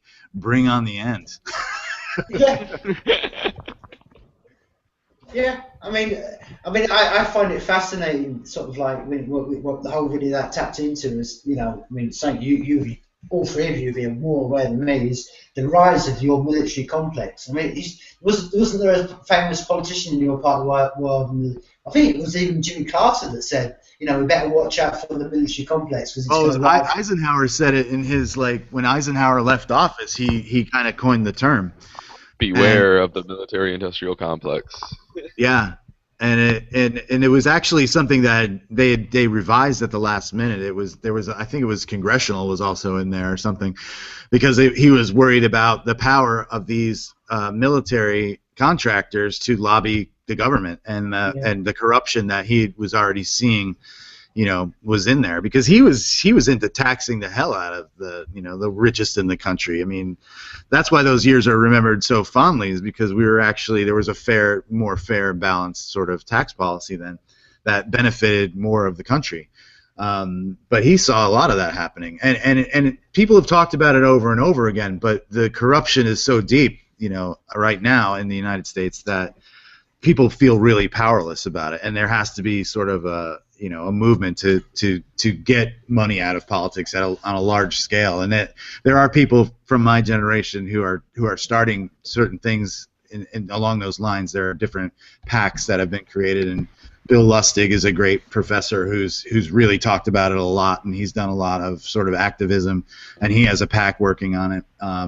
And they've got 3 states to already agree to call a constitutional convention. They need 2/3 of the states to do a constitutional convention where we could sort of take that out of the, add a thing to the Constitution, basically getting money out of politics on a basic level, making it, much harder for private interests to influence the government. Because right now we're ruled by a bunch of billionaires and millionaires. It's not 90% of the country wants one thing. That's no guarantee it's going to happen, and that's not a democracy.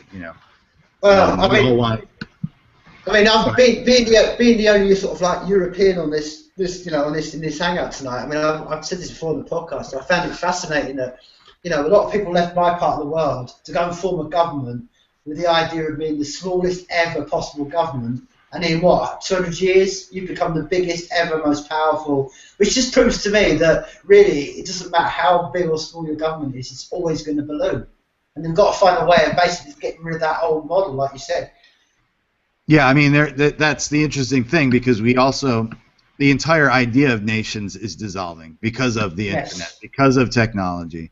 So we have to really adapt our thinking to the new way where we try to lift up not just the people in the arbitrary borders of our country, but the world, because the community is now total almost. There are still big cultural barriers, but those are just going to keep dissolving as long as we don't, burn it all out at once, in a big flash, which is possible, or slowly in the next 50 years just make it, unlivable.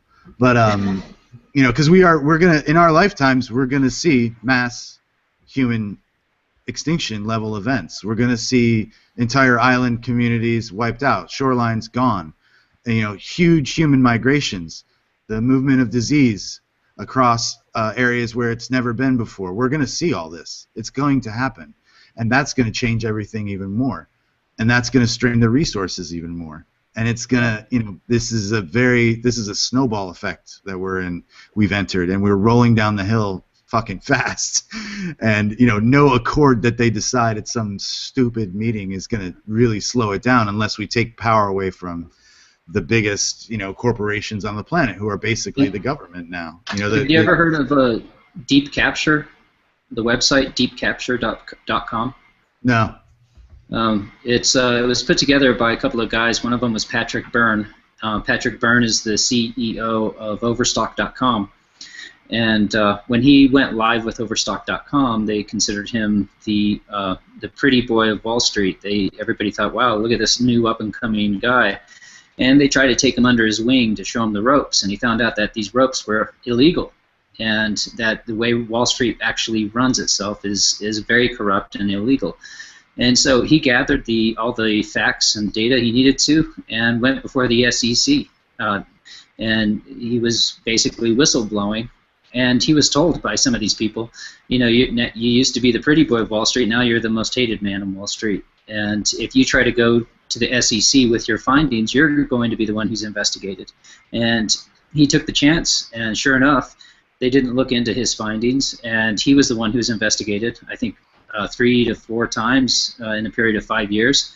And so it's kind of fascinating to see how this one person took it upon himself to try to go up against this machine, and found out, it really is. I'm trying to think of the big one there, like Goldman Sachs, who runs and owns DC. Yeah, and, I mean, the corruption and there's is no way total. around it. Yeah, the corruption is total. I think there is a way around it because there is still legitimate sort of people power at the state level, and that's why the Koch brothers are working at the state level, and Alec is working at the state level to get their really perverted, fucked up laws into action in the states, and it's working. But we can work that way too. I'm not as much of an activist as I'd like to be, but I do think that there is a voice rising. There is definitely dissent rising in the country. I think which is encouraging. Decentralization. Yeah, I agree. I think what's happening is, there is going to be a silent movement, revolution, and it's going to be basically one that we are able to ignore the powers that be and not use their money, not use their systems of government, including Wall Street for that matter. And that's one of the things Patrick Byrne decided to do. He started a company called Medici, based on the Medici family. And I think he chose that name because they were one of the few Italian families, banking families, that actually held the reserves whenever they made loans. They actually had those gold reserves in their vaults whenever they made loans. And so if everybody wanted to come back and collect their gold, they could. And the Medici company is all based on cryptocurrency. It's based on smart crypto, contracts. It's smart contracts that are based on, the new blockchain technologies that are coming around. And I see things like that and things like Maidsafe. That is the way for the groundswell of people to take their power back. And by basically not trying to start a revolution, but ignoring the powers that be, and to where they lose their power. Yeah. Yeah, I agree. I mean, the scary part is that they know that. Yeah, you're right. The battle to control the technology and the internet is on, and that corporate censorship is at a level now that is obscene, I think. And what's unfortunate, is like you said, that's why I think you feel pretty safe in saying there's going to be an apocalyptic event, because that is the way that they historically have taken power. They create some immense tragedy, and they come in as the savior when they were the ones who created the tragedy to begin with. Yeah, well, I mean, we're going to be dealing with apocalyptic events beyond their control. It's going to crumble those things, I think. It's going to be like FEMA, after Hurricane Katrina. It's just going to be a joke, and that's going to be a wake-up call to everybody who gives a shit about anything. It's going to be like, oh wait, these guys aren't our insurance policy. They're not taking care of us. We can't trust the cops. None of that stuff is really what we thought it was. We got to take care of each other, and we got to do this on our own. What are some of these events you feel like it might be coming down the road? Are you thinking like a volcano, like the Yellowstone blowing up, a meteor? Well, No, I'm talking. Those are all possible, but sure, they're possible.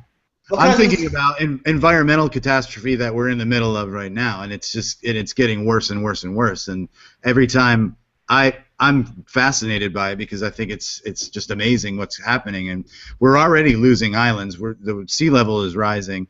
We're losing our ecosystem, and it's not about saving the Earth. It's about saving the biosphere. It's about saving a breathable air, and the amount of devastation that's being wreaked on our own environment is going to have massive. It already has. In New York, the hurricanes that hit New York, it's never happened like that. My uncle lost 2 automobiles to it, and they're not insurable. His insurance on his house went up like 300%. How many fucking times can that happen before people just get really fed up and they're like, wait a minute, what the hell? I mean, we live in New York City and we can't afford insurance, and we're susceptible to hurricanes now, and that just is going to keep happening.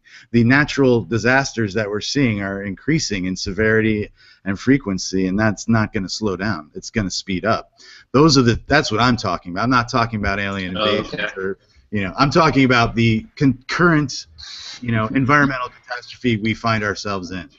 Well, you've got to bear in mind as well, Phil, you're sat in the one part of the world where one of my, my few heroes I have in the world, Bill Hicks, called Arizona Bay, because at some point you're going to fall into the sea.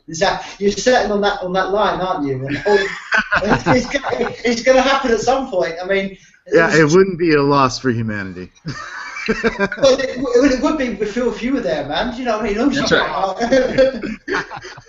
I'm not bothered about LA falling or Hollywood or anything, but there are a few good people down that part of the world. It's not all. No, I don't think. I mean, that is a possibility as well. I mean, hell yeah. I mean, human beings, though, typically the civilizations that overextend and burn out all of their resources, they get wiped out, they die, and it wouldn't be unique for us to lose all this, not in the history of the world in any way, I don't think, and that's why I think we tend to be really optimistic when we think, oh, the internet's always going to be there, or that this stuff is going to keep going in the direction it's going. I think we're going to hit major obstacles that will challenge it and might even bring it down. And the other catastrophe I think that we're definitely going to happen is economic. That recession was just a warm up because nothing changed, and there is no disincentive to keep risking it all. And we've also seen that justice is only served out to whistleblowers and lower income people. It's never served out to the people at the top ever.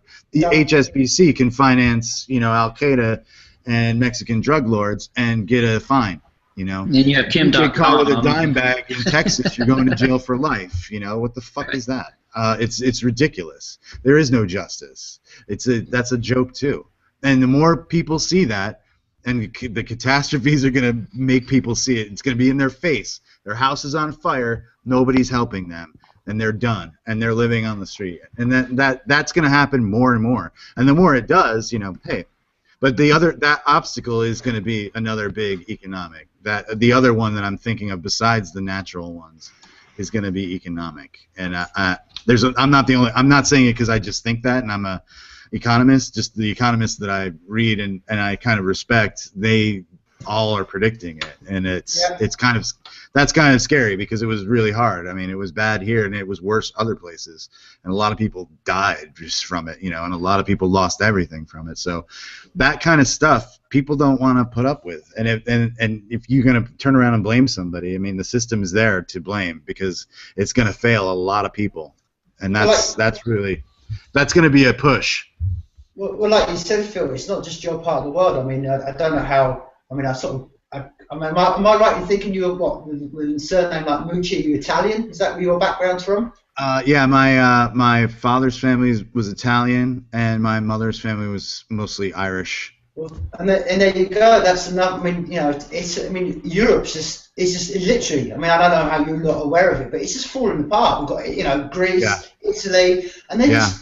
Like you said, that's the more of the worries. It's not your fear. No, I also think that war in Europe is also a big possibility. Just being a student of history, every time there's been a major conflict in Europe in the modern age, it has to do with economic problems, basically from the previous war or from the situation of the rich elite, sort of being gated off and isolated from the rest of the people, and the powerful and the common people being sort of separated by great vast distances of privilege and justice, and that's happening again in Europe, and Europe's letting it happen, which is kind of fucked up. I mean, I don't know why they haven't.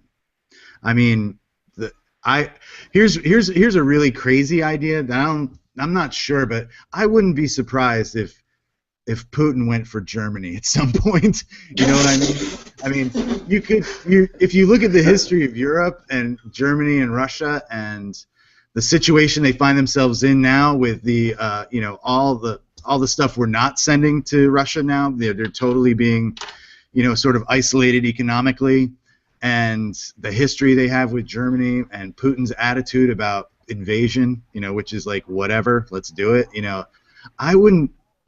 That's kind of an extreme thought, but Putin's somebody to think about. And that Russian Empire, which is crumbling all around him, is an isolated. It's like Tsarist Russia. It's a very dark core. It's the old, it's really old world thinking, and that's dangerous now. I think like old world thinking is so dangerous now because it doesn't take into consideration a lot of modern things and the way the world is now, the society that is global, which is that sort of internet kind of connectivity. But Europe is in big trouble. I'm really scared about it, and I'm scared about my friends who are there. And I know people who are trying to, who were close to Ukraine, who got out of, like, I know a girl who was in Latvia, and she just got to London, and she's happy to be as far away from, the former Soviet states as possible, because she's scared, and she's like, where people are super poor, and like everybody's poor, and it's really hard.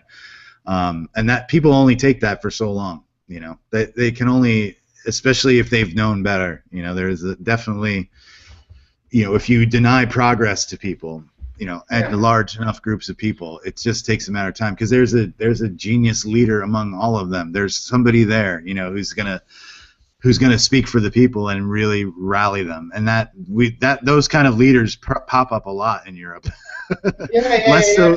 Less so in the United States, but they pop up all the time there. I mean, historically, there are movements that are based on people being completely disenfranchised, and they happen all the time. I mean, historically, over a long period of time, you look at it, it's like Europe has these patterns, and I fear like it's setting itself up now for another bad time. And now it's really bad because it could get really, really ugly, as far as the amount of devastation. Because the Russians lost 20 million people in World War II. We don't talk about that. We didn't. The Americans and Brits didn't lose. A fraction of that in comparison. It's really scary that's a big chip on the shoulder there. You talk to even young Russians, they know about it. Putin had an art show with all these, Russian artists doing all these paintings for him, and if you saw it in the Guardian, it was hilarious. I mean, it was scary though. But they're like, it's like Hitler asking for people to paint his portrait. It's him boxing out Obama and and blowing up the United States, and like, it's real intense stuff, And you're like, wow, this is really happening. It's like you expect to see that on South Park, but it's like it's actually happening. This kind of like glorious leader adulation as this guy's robbing the country, robbing the people of that country. It's disgusting, and it's crazy and scary.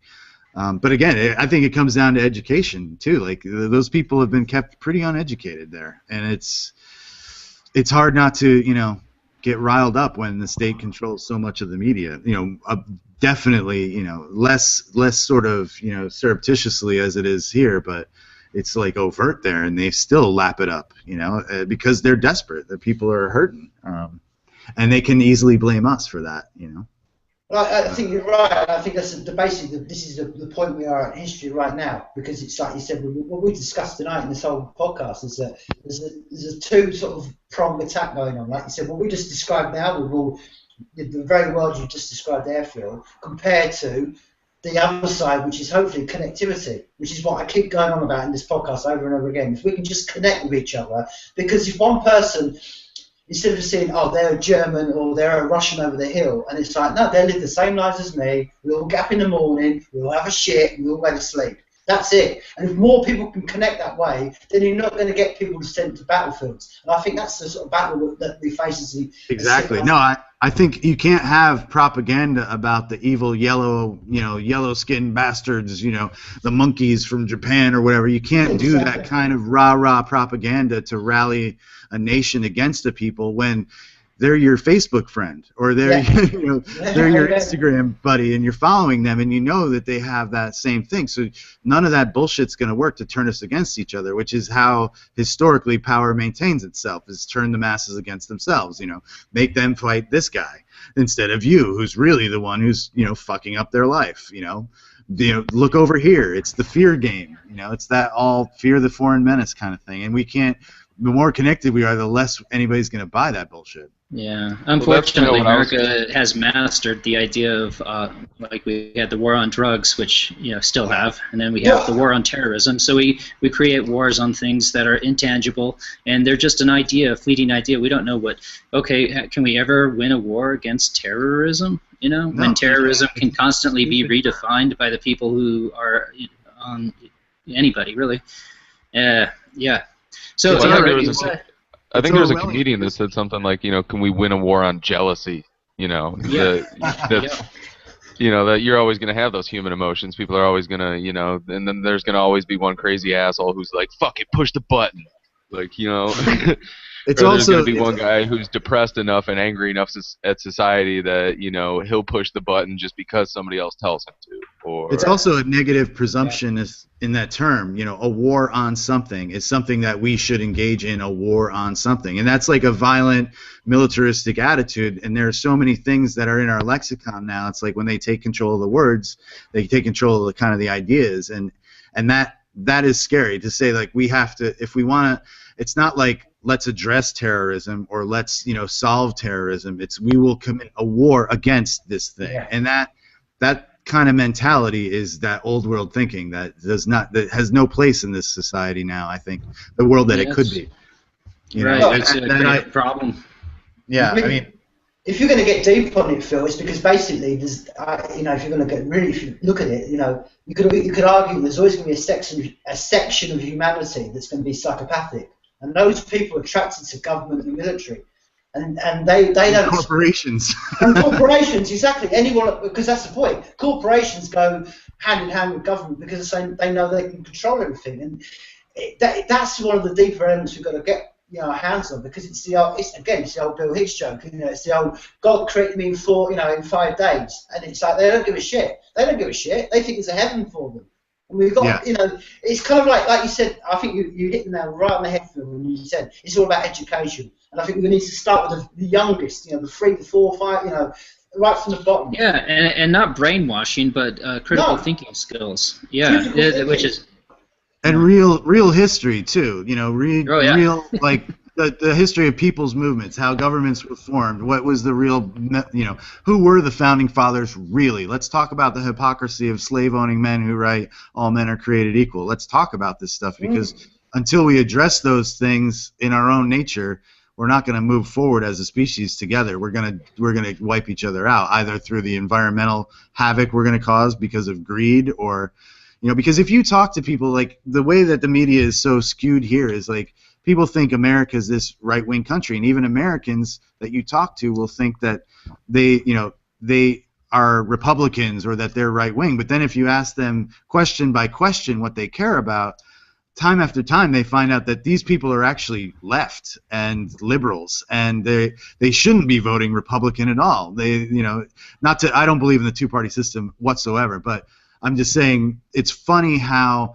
it's the message that's put out there and the message that people accept as being true about themselves has been so tailored that it's contrary to what they actually believe.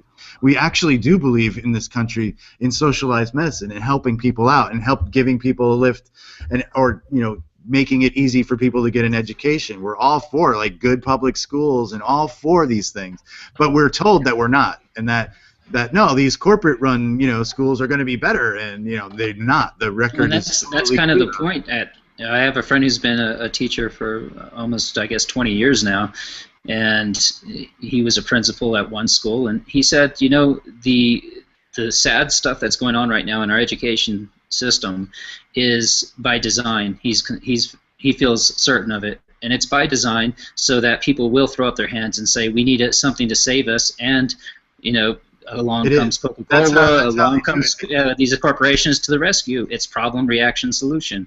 They're creating a system where people, just like in parts of Europe, there's enough means in the world for everybody to eat. That's not a problem. But when you can get people so stressed out, so taxed, so burdened that they are looking for the person responsible, and when those people who are in charge of the info machines can point out and say this is the reason that it's happening, then everybody says, okay, that's the demon, that's the person we go after with our pitchforks, and Yeah. No, that's the way. That's the same MO. That they defund something, and then they talk about how bad it is, and then they have their corporate buddies come in and clean up, and it's ridiculous. Everybody I know in education talks about that, and I've talked to people on a march too. A guy who's like, we're teachers here in California, and we see what's happening. We see how they're legislating this, and you got to understand that this is a bigger problem. It's the pillaging of the public treasury, basically, by private interests. From what I understand, it's the last huge trunk of money that corporations don't have access to yet.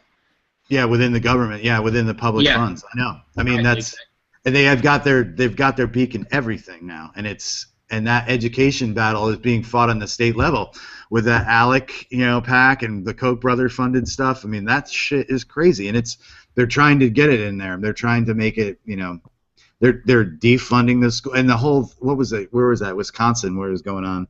I mean, that was just shameful, and it's a lot of misinformed people too, and it boggles my mind how people in this country, well, they don't vote, first of all. Most of them don't vote.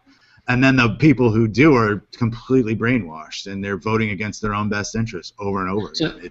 How would you define if you had to define your political leanings? Is there a word to define it? Would you, anarchist, what? I wouldn't say I'm an anarchist, because I think that... Oh, I am. Well, would you say you're a godless heathen, all right?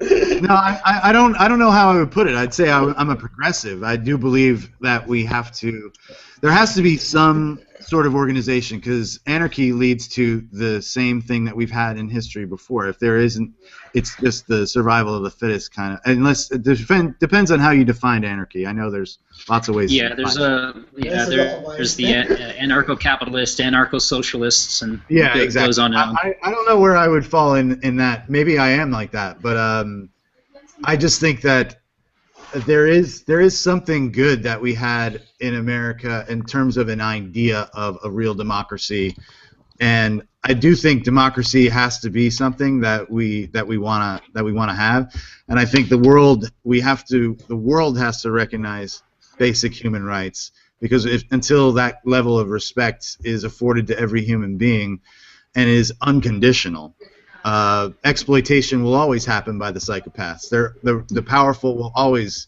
try to exploit to gain. What's exciting is technology is bringing us the ability. We don't have real democracy yet, but technology is bringing us the ability to have real democracy. Which I know with the blockchain. I know I keep going back to the blockchain, but now we have the ability one vote for every person, and it can't be duplicated. We can't bring people back from the dead.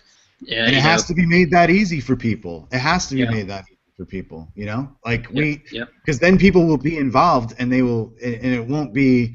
Because they've made life so hard for everyone that they hope nobody's thinking about these things, and that people won't go to the effort because it's too hard, and they try to make it hard. And that's because they can just get everything out of the system that way. If people don't give a shit, if people are entertained or dazzled by the latest, Avengers movie or whatever, and they get that satisfaction, and then they go home and they got to go to work every day, they don't have time to start a revolution or to vote or to do anything. As long as we do have to. I guess if you are going to have a huge community, you do have to have that Bill of Rights. You have to, because the idea of the democracy being two wolves and a sheep voting on what's for dinner, there's always going to be that aspect of it as well. So you always have to have a reference book, a constitutional, like you said, some sort of constitutional government makes sense on some level. But at the same time, I think technology is about to bring us a system, I think, that gives us the ability to do things we just didn't think about before in a way that we didn't think about how to do them. I agree, and I do think that is the hope. I just hope that we keep it together long enough for the technology to exist to help us bring it about. And I hope that there's more people committed to it, because I know that I wasn't, for a while, and I became sort of politicized by life, by experience, and even as I said, as a teenager, that's something that means a lot to me now, because you see how it's turned. I see how it's turned out. I'm like, shit, this is just about almost as bad as I thought. On the other hand, we have to be optimistic and say, yeah, we are actually living, historically in the most peaceful time ever in human history. The least amount of people It depends are dying. where you're living, I suppose. Yeah, it does. Yeah. But I mean, Steven Pinker is a great kind of philosopher, linguist, and he did a book about kind of like where we are as the human species. And historically speaking, in the long arc of time, we are bending towards being more civilized, less violent. But we are right now, I think, in a blip of this. As long as we're not gasp of the old world thinking. Sorry, Yeah, what was that? I said as long as we're not confusing being anesthetized with peaceful, which it seems like in America. Yeah, no, I agree. It's although it's starting to change here a little bit, but I agree. I don't believe in that. I don't believe in like just everybody's sleeping. It's fine. There's that. Yeah. I personally think the two hopes, like you said, Richard, one is the technology, and I think the other one, which you're starting to see crack in America now, like you mentioned earlier on, was the war on drugs that's been held over us for 40 years. And we suffer over here. But I think once that, as you're seeing, it's being pushed back further and further, I think one of the great hopes for the future of mankind, which you can argue as well has gone on throughout history, is going to be the mankind using psychedelics. Because once you start hitting that level, you suddenly realise, whoa, this is all bollocks, man. You know what I mean? We live in a massive universe, it's chaos. And you suddenly forget all your little problems. I mean, I think that's a real... You can sort of see this happening in America, isn't it? I mean, I was reading a thing the other day that in some states, I think it's Colorado, that the drug, crime has fallen through the floor. People are, and it's all the things that hippies said back in the '60s is true. And I think I do think there's something to that. I don't think it's because of my experience in life. I know that it's not for everyone, but there is something true to it because it is those experiences changed me as a human being. And also opened me up to like kind of how it's all connected, how it's all one thing, how we are the universe figuring itself out kind of thing. Yeah. And that always fascinates me, that how connected we actually all are, and how much the powers that be try to make us feel separated and isolated and different from each other. And how culture has developed and how nation borders have over time made us feel more separated and different than we are, and that there is a common thing. I think through the arts we have a way to express that in a way to get people to latch onto it, and my work is definitely informed by my psychedelic experiences, but I do know that it's not for everyone, and I don't think that we can rely on it. I'm encouraged though in the States there are like end of life therapies are now engaging in people who are terminally ill taking mushrooms or doing sort of MDMA and having these really positive experiences, and it taking away a lot of the fear and a lot of the sort of stress of being in that situation where you're going to die in a month or 2 months. And that I find fascinating, and I think the pharmaceutical companies are another one of the sort of evil corporations that have really, rained hell on earth and have really hurt a lot of people, a lot more than they've helped. And especially in the United States, we're seeing these deaths and addictions to prescription pills that are leading people to really wealthy kids, teenagers in my neighborhood where I grew up, shooting heroin and stuff, and that was unheard of, and they're dying, and it's because they were hooked on OxyContin and stuff. That's scary to me. And that kind of drug, as somebody who's done plenty, good drug, bad drug is something I kind of believe in, and I do think there are certain things that definitely benefit the human experience, and I think definitely marijuana and psychedelics can be that to people, and I'm not one to judge. I do think alcohol has its place, but I also think it's a dangerous and bad thing. But it's a matter of personal choice. We should be in charge of our bodies. Yeah, absolutely. We should be in charge of our experiences. I mean, that's what in a democratic society, that personal privacy, that freedom to do, as long as you're not hurting somebody else, kind of thing. I believe in that wholeheartedly, and I don't think anybody has a right to tell me that. What Tim is actually sort of trying to get to is we're all going to drop acid on next week's podcast. And we kind of want you to be our sort of trip master. Trip master. Just sort of like keep us wrangled together, keep us, all together. You can be in charge of the food, the entertainment, the visual. Awesome. I like the idea of that. So, well, we've done 2 hours, so I mean, I'm happy. It's been, I mean, is there anything? Well, I was want to say thank you very much, Phil, for coming on. I'm sure Ryan. I'll open up for the last two. If there's any questions you want to ask, because I know Ryan's been sort of like really excited, so I'm sure Ryan's. Yeah, sure. Go on, Ryan. Wait, what was that? I didn't catch it. Just ask a question, Ryan. Oh, just to ask a question? Yeah, go on. Well, is there anything else that you wanted to ask? Ask the MUCCI. Yeah, well, I wanted to say one thing, though.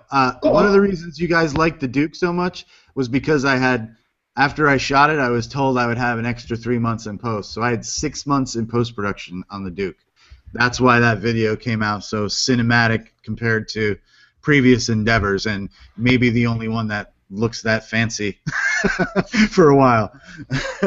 Well, to be fair, so you're not like, oh my God, he did that video in a regular schedule. Oh, no, I had a crazy schedule. as much as none of your videos look like you half-assed them.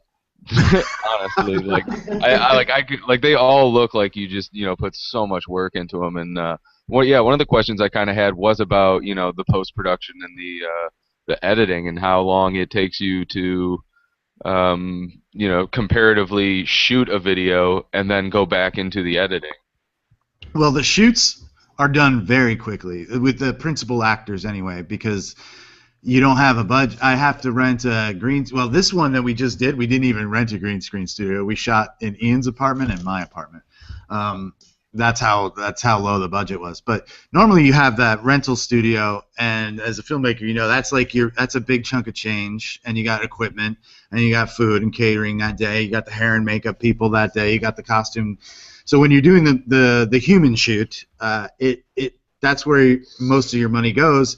And I only get a day to do it. Like the Duke, all the live actor stuff was shot in a day. Das Muerte, all those delicate cuts, that was 2 days, because we actually had a little bit more money on that one than we did on the Duke.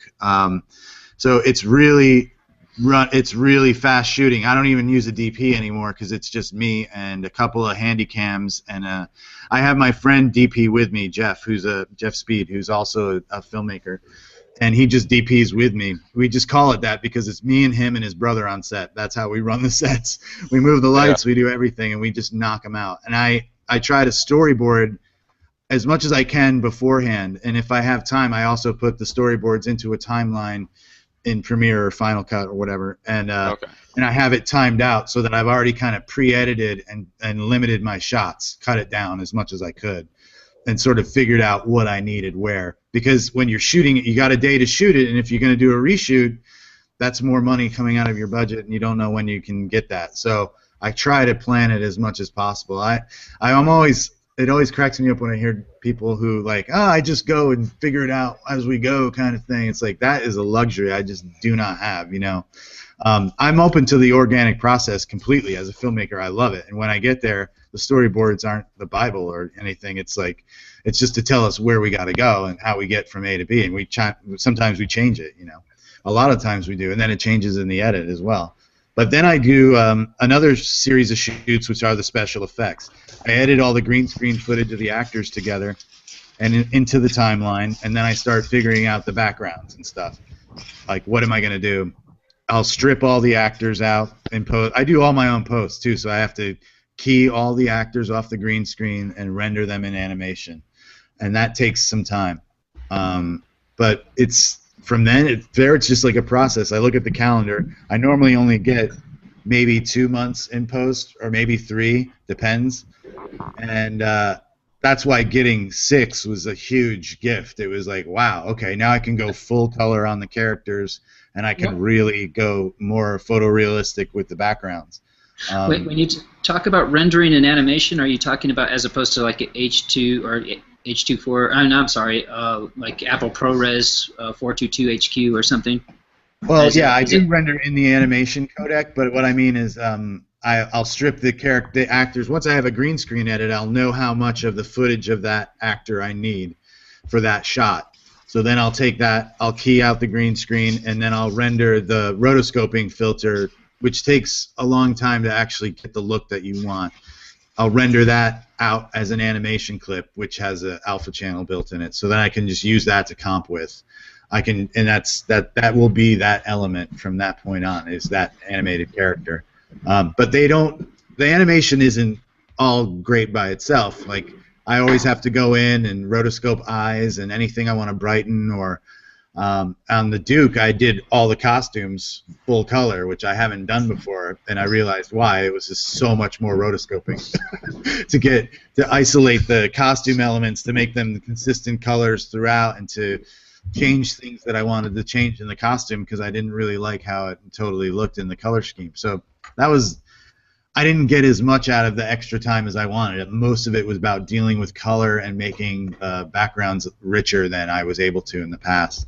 But the process is pretty straightforward from there. I mean, you have the characters cut out and they're animated, and then you're building the backgrounds in After Effects. And I don't really do any CGI per se. There's no characters that I make with the computer. The only thing that you could call really CGI is some of the camera moves in the animation, I would say, or the fact that I'm combining it all in Photoshop. I mean, in After Effects. You know, tweaking photos in Photoshop, then bringing them into After Effects, and I basically set them up like a 3D space in After Effects, like a set. Here's the foreground layer, here's the background layer, here, this one's moving this way, that's going that way. And then I have a virtual camera that I do some moves in. Normally pushes, pans, things like that really add to the kind of movement of the video. So I'll shoot and I'll try to shoot. I know what you're talking about there, yeah. They definitely do add to the sort of comic book feel, you know. Yeah. And you get to do the depth of field stuff where you throw the background out of focus, and you can sharpen on your main character, and then as they move closer to the background, it all gets sharper. I love all that stuff. It's really lets you take photography and film to that animation level. That's only most of all the miniatures you see in my stuff are miniatures, are actual sculptures. You know, I work with a guy, Chris Speed. Sorry. What do you render out at? Do you render out at like 24 frames or 30 frames? 24. I do 24. I often will work with 60 frames for a while if I want to slow things down and you know, do something funky with it. And also it's 60 frames is sharper per frame during action sequences, so it's sometimes better to shoot in 60 to get it sharper for the animation, and then render it at 24 when you're done, to get it back to like the film. I've always had issues dropping something from like a 60 or a 30 to a 24. You don't get any like skipped frames or any strangeness? No, because I use converters. I use different, like in After Effects you can use different ways to export it, and you actually convert the timeline. I forget what the function is, but there's a way to just, when the file comes in and it's 60, you just tell it to reinterpret it as 24, and it does kind of the work. And then if you need to take 60 back, if you want to slow it down or you want to make it, something look, like really slow-mo, I'd take a 60 and then I'd just play it at 24. To get, like, it's not super slow-mo, but it's slow-mo enough. But you're still kind of using the frames. You're just playing them back at a different rate. So I don't try to do, I know what you're talking about. That's harder after the fact to take a video and do those conversions. But there's ways to do it now that are pretty simple through the newest After Effects, I find. I'd have to see specifically the issue that you had, and then I could maybe, address what you're running into. Because I'm really just doing it how I'm doing it, and it's kind of second nature.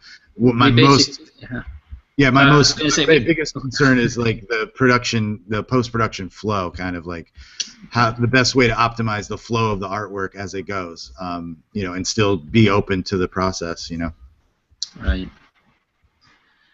My issue was that sorry, go ahead. No, go on. My issue was we had a full-length feature film. Once we were done with it, it was NTSC, 30 frames a second, and then we had to change it to PAL.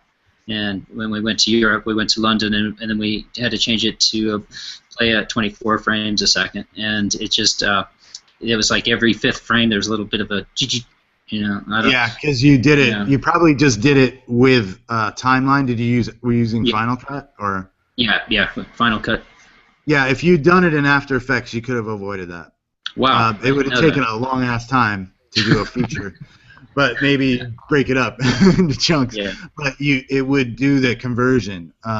It's how it imports the footage. You could tell it to just kind of re-look at the footage and just reorder the frames in a timeline at a different speed. It doesn't change the speed so much, but it doesn't. I mean, it makes it look fine.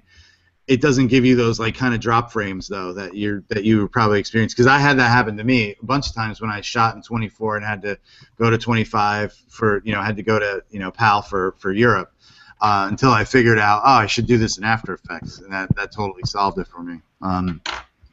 So I would try that. Yeah. Next time. Excellent. Thank you. One of the things I was going to say, ask you, Phil, was I love the video you have when Kat watches the Duke. Now, on the basis of that one, so I was going to ask them, do you get to choose who stars in the video? Is that more the production company or the band itself, or how does that work? Well, we've started our own production company, Ian and I. So the Duke and the Das Muerte video, all those delicate cuts, were our first two, just as our own production company. Because again, the production company is kind of the man. They take 15% of your entire budget. They mark up your talent. They mark up your post-production work, and they take percentages. So they take money for doing nothing. In my case, the previous one that I was with. So we do them all. Those are our own now. I do the casting. I do all the pre-production. I'm the producer. I mean, I'm just doing it. And as far as the cast goes, we used to give choices pretty much, and I still will kind of give people two choices that I'm really excited about. But I mostly now, like this last one, I gave them one choice. Okay. And I told them who the other one was going to be, and that was just it. It was just kind of okay. That sounds good, that kind of thing. Casting is so important, so I don't give it to somebody else to do. I don't do it exclusively online. I have to meet everybody. I have to talk to people. It is easier, though, now online, and a lot of actors submit and are very good about it, and I'll get hundreds and hundreds of choices for people who are up for the part.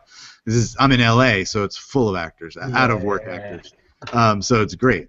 And I'm not a guy who thinks like I have to stick somebody in there who people are going to recognize, because I don't want to work with a diva. I don't want to work with somebody who's got their sort of list of requirements for the shoot, or their writers or managers or agents. I don't want to deal with any of those people because I don't deal with them.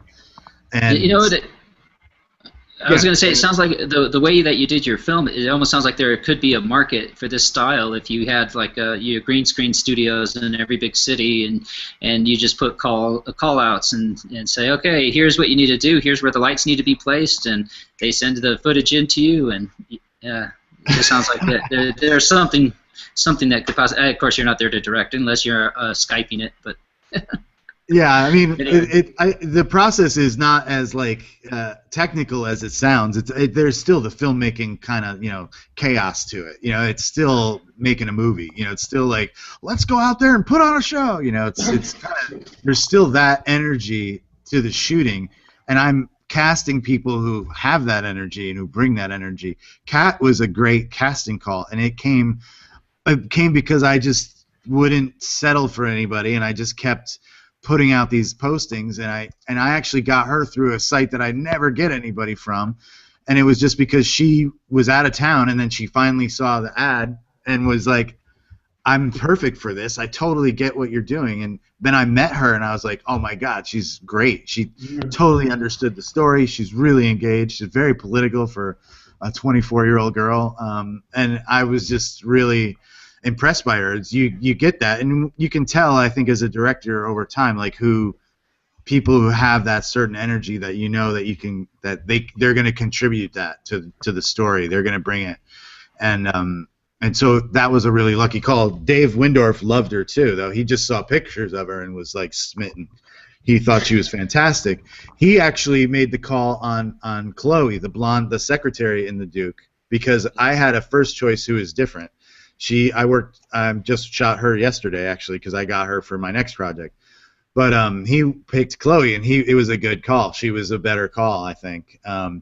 But I had a good rapport with Dave, and if a guy understands me, or if the artist is really generous with themselves, as Dave Windorf was, he's a super sweet, really smart guy, and we talk like for 3 hours every time we talk.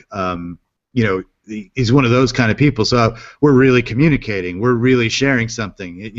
His ideas matter to me. It's not like somebody through their manager saying, no, we don't like the blonde, go with the brunette, because we talk about why we don't like this person, or what we think this person means, or what kind of feeling we get when we see the person. Because when you're making a music video that you're trying to tell a story in, and you have no band, that's the best way to tell the story, I think. You want those people to look the part, to be a good read for the audience, to be like, oh, I know that, I kind of know that character, or I kind of know that person, or I get that person, or you want those kind of reads because it helps you tell the story. So casting is crucial, and I think we just got lucky with Kat because, like I said, she'd been out of town, and I just kept the posting up, and when we finally met her, it was fantastic. Isn't your partner Ian in a lot of the videos? Yeah, he's in. Even that though, like the look of having him, like he's he does a great job, and his face is that image of him a lot of times is etched in my brain. The All the Delicate Cuts video, when you see him, just his eyes alone, it was and the way it was animated and stuff like that is. As a filmmaker, that is what you want. Is you want to instill these sort of images and put them on people's brains. And yeah, even just the luck of having somebody like Ian, he definitely does have a very good cinematic look to him, and I'm sure the camera loves him. And when you see a lot of his images, they do stick to you and they do stand out. So yeah, he's a kudos natural, to that.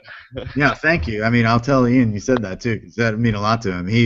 I tell him all the time. I think he was born to be a performer. Like he brings something to it that that people can connect to. He's not too pretty. He feels like a guy you want to know, or that but he can also. His face, his expressions. He can be evil. He can be menacing. He can be empathetic. I mean. I would definitely want to keep working with him all the time, and he's one of the people that it's really hard. It's really hard to kind of even stay alive doing this kind of work because there's not a huge, Lady Gaga's not calling me up. You know what I mean? It's sort of by the content that I'm choosing to use and the stories I'm choosing to tell. I'm limiting my audience big time, and not a lot of people give a fuck about some of the things I'm talking about. So. Ian's one of those guys who's just been a true believer and a supporter, in every possible way. And I've been lucky that the work that I've been doing is bringing those people to me, or at least it's shining a light so that people who think like me and who want to support the kind of work that I'm doing, they come and are part of it. And I'm lucky definitely lucky that somebody like Ian is there, because he's a really hardworking guy, and he loves what he's doing, and there's nothing he wouldn't do for a project, and that is so rare. And as filmmakers, you both know, it's like you want a crew of all those people. You want everybody on the crew to be like that, because you need true believers. So you mentioned can you mention what you're working on at the moment? Because you've mentioned a few times. They haven't really announced it yet, so I can't really say.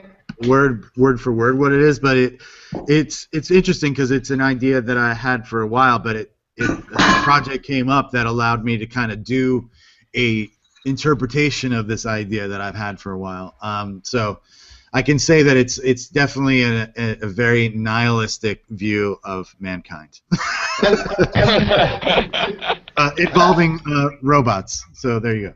And when will that be sort of like end of February. I'm still not done shooting it, and we're getting like a real stop motion animation puppet. We got one made. We're getting another one made, and that is gonna actually Ian's gonna be doing the stop motion animation on that. He did the animation on the UFOs, which was very easy, but this is a much more complicated. So we're going to be combining kind of the roto animation with stop motion animation and live action. We got a really great artist to work on the models for us, and we got another guy who's like a color. He does color and stuff for DC Comics. He's worked in animation, and he designed a great sort of robot costume that Ian's playing an army of robots in this one. So Nice. there'll be plenty of Ian, but no face. Nice. And that's what you want, because Leonardo DiCaprio ain't gonna put up with that shit. He's gonna be like, you don't see my face? Well, we have to hide him every now and then, so people are like, oh, this guy again. Well, that's been fascinating, hasn't it? That Sony hack and the stuff that's come out in the back of that. That's been unbelievable. Some of the shit that's come out in the back of that. You know how egos they are. It's crazy. It's it's not surprising to me, but I mean, it's funny that it got out. It's just like, oh yeah, it's nuts here. I mean, the people here. I got so frustrated with like the way the film industry actually is. You know, it crushes your dreams to a certain extent. You don't want to. You know, I don't want to really be a part of a lot of what they're doing either at this time in Hollywood anyway. And you know, that's why doing the videos has been like sort of it saved me to a certain extent from just sort of creative nihilism, just sort of, you know, oh God, fuck this, I'm off on the wrong track, this sucks, I'm never gonna, you know. I'm actually more popular, you know, in certain areas of Europe than I am here. I get way more sort of credit abroad than I do in my own country, which is kind of funny, but you know, wherever the audience is, you know, we're all the same. We're all the same people, and we're all experiencing the same media now too. We're all watching the same stuff. So I'll take it wherever I can get it. You know, anything to keep going, and you know, at least have an audience there that justifies my existence. You know. And one of the things you mentioned earlier on, Phil, is that you obviously said you started off by doing sort of like artwork. Is that something you continue now, or is that, you know, do you draw or do you paint? I mean, what is... No, I mean, the sad thing, the skill of drawing, I used to be great at it, and I just am way out of practice. I draw my storyboards, and they're hilariously bad. You know, they're just, because I'm just kind of doing motion and sketching out like really rough things. I don't do really artsy storyboards, but as far as other kinds of hands-on stuff, totally. I mean, I'm into like my costumes and sets, and I'm into the miniatures. I don't do as much of it now because most of my work is done on the computer creatively, but I'm still photographing a lot of the backgrounds. I'm still, you know, doing a lot of other creative work, just not as much of the hands-on drawing, painting stuff as I would probably if I had kept up with it. But I can't do everything. You know, I always try to point out that I get a lot of the credit on the videos, but there are artists I'm going to that are doing a lot of the iconic stuff, because I do believe, like what Ryan was saying is very true, and I think you have to think about that as a creative who's especially existing in this current age where there's just so much content for people to choose from, you know, which is, we've spoiled the world to a certain extent for artists. We've just given them they have everything now. They can listen to music whenever they want, they can see whatever video they want, and you know, you want to create an image, something that is iconic, that's going to stick in somebody's craw after they've seen it, you know. And I'm always conscious of that, and other artists help you kind of reach that, you know. I had the idea in all those delicate cuts of the human kind of pin cushion, but I couldn't have really achieved that on my own because I'm not doing hand-drawn animation. So I had to problem solve it with using a model maker, Chris Speed, to make me different size pins for different types of cinematic needs for the shots. And that kind of collaboration is what I love about filmmaking, you know, because I do think your fellow artists are your family in a lot of ways, because nobody experiences the world the way we do, regardless of what medium we're working in. We all have the same trials and tribulations and the same internal conflicts always about, you know, art and commerce and all that stuff. So working together is often like there's just it feels like family. It feels like your comrades or something, you know.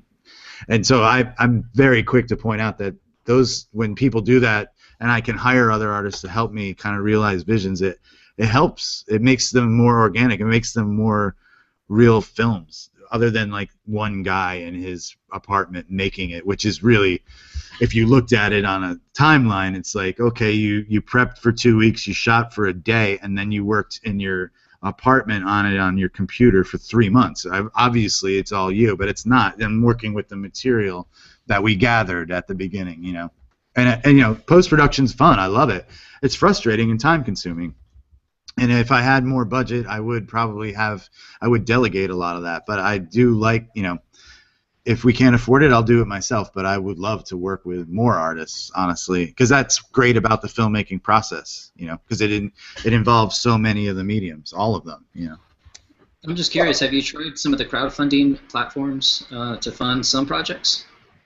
We are thinking about that for one or another project that we've been discussing doing. Right now, I had a sort of a family tragedy last year. It took me out of commission, and this year has been a lot of catch up. And we didn't get any big project. We turned down some really high paying projects to do some artistic projects, just to keep that ball rolling. And now we're talking about, okay, what is the real thing going to be? What's it going to be now that we've built up? Because now we're in the kind of audience building phase in terms of a Kickstarter campaign or something. You need to have, you know, in my experience, you need to have the people that you think are part of your audience, and have a good number of them, because you're only a small percentage is going to get engaged. So yeah, right now it's hard.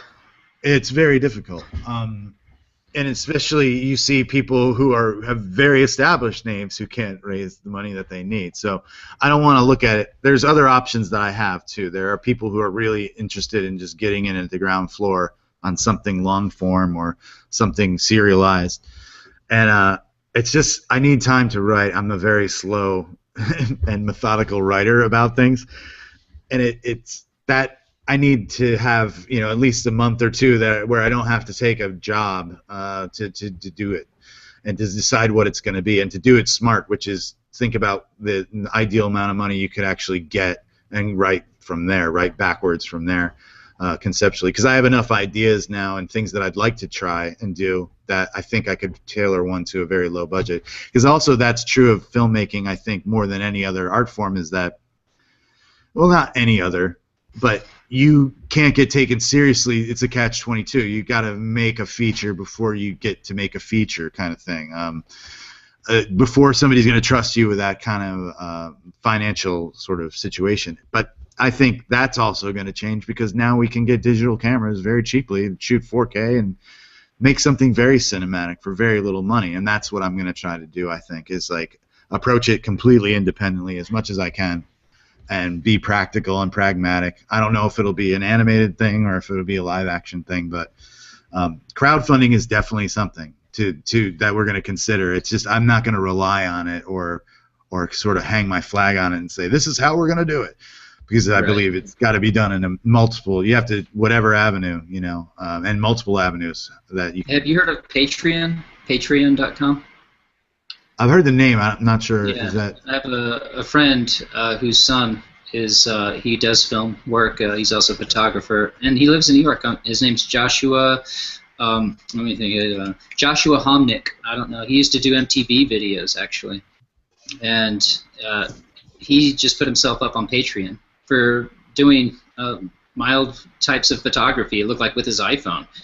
And you know, he's done some really big projects in the past, but he has there's so many different levels with Patreon. You could have somebody who sponsors you for as little as $2 a month, up to $70 a month, or however you want to set it up. And then, you know, according to their what do you say, Patreon, however, according to how much they're paying will depend on what they get back from you. And anyway, it's just something worth looking at for established artists like yourself. It could be a good way to find your audience and for them to get behind you in a meaningful way on a monthly basis.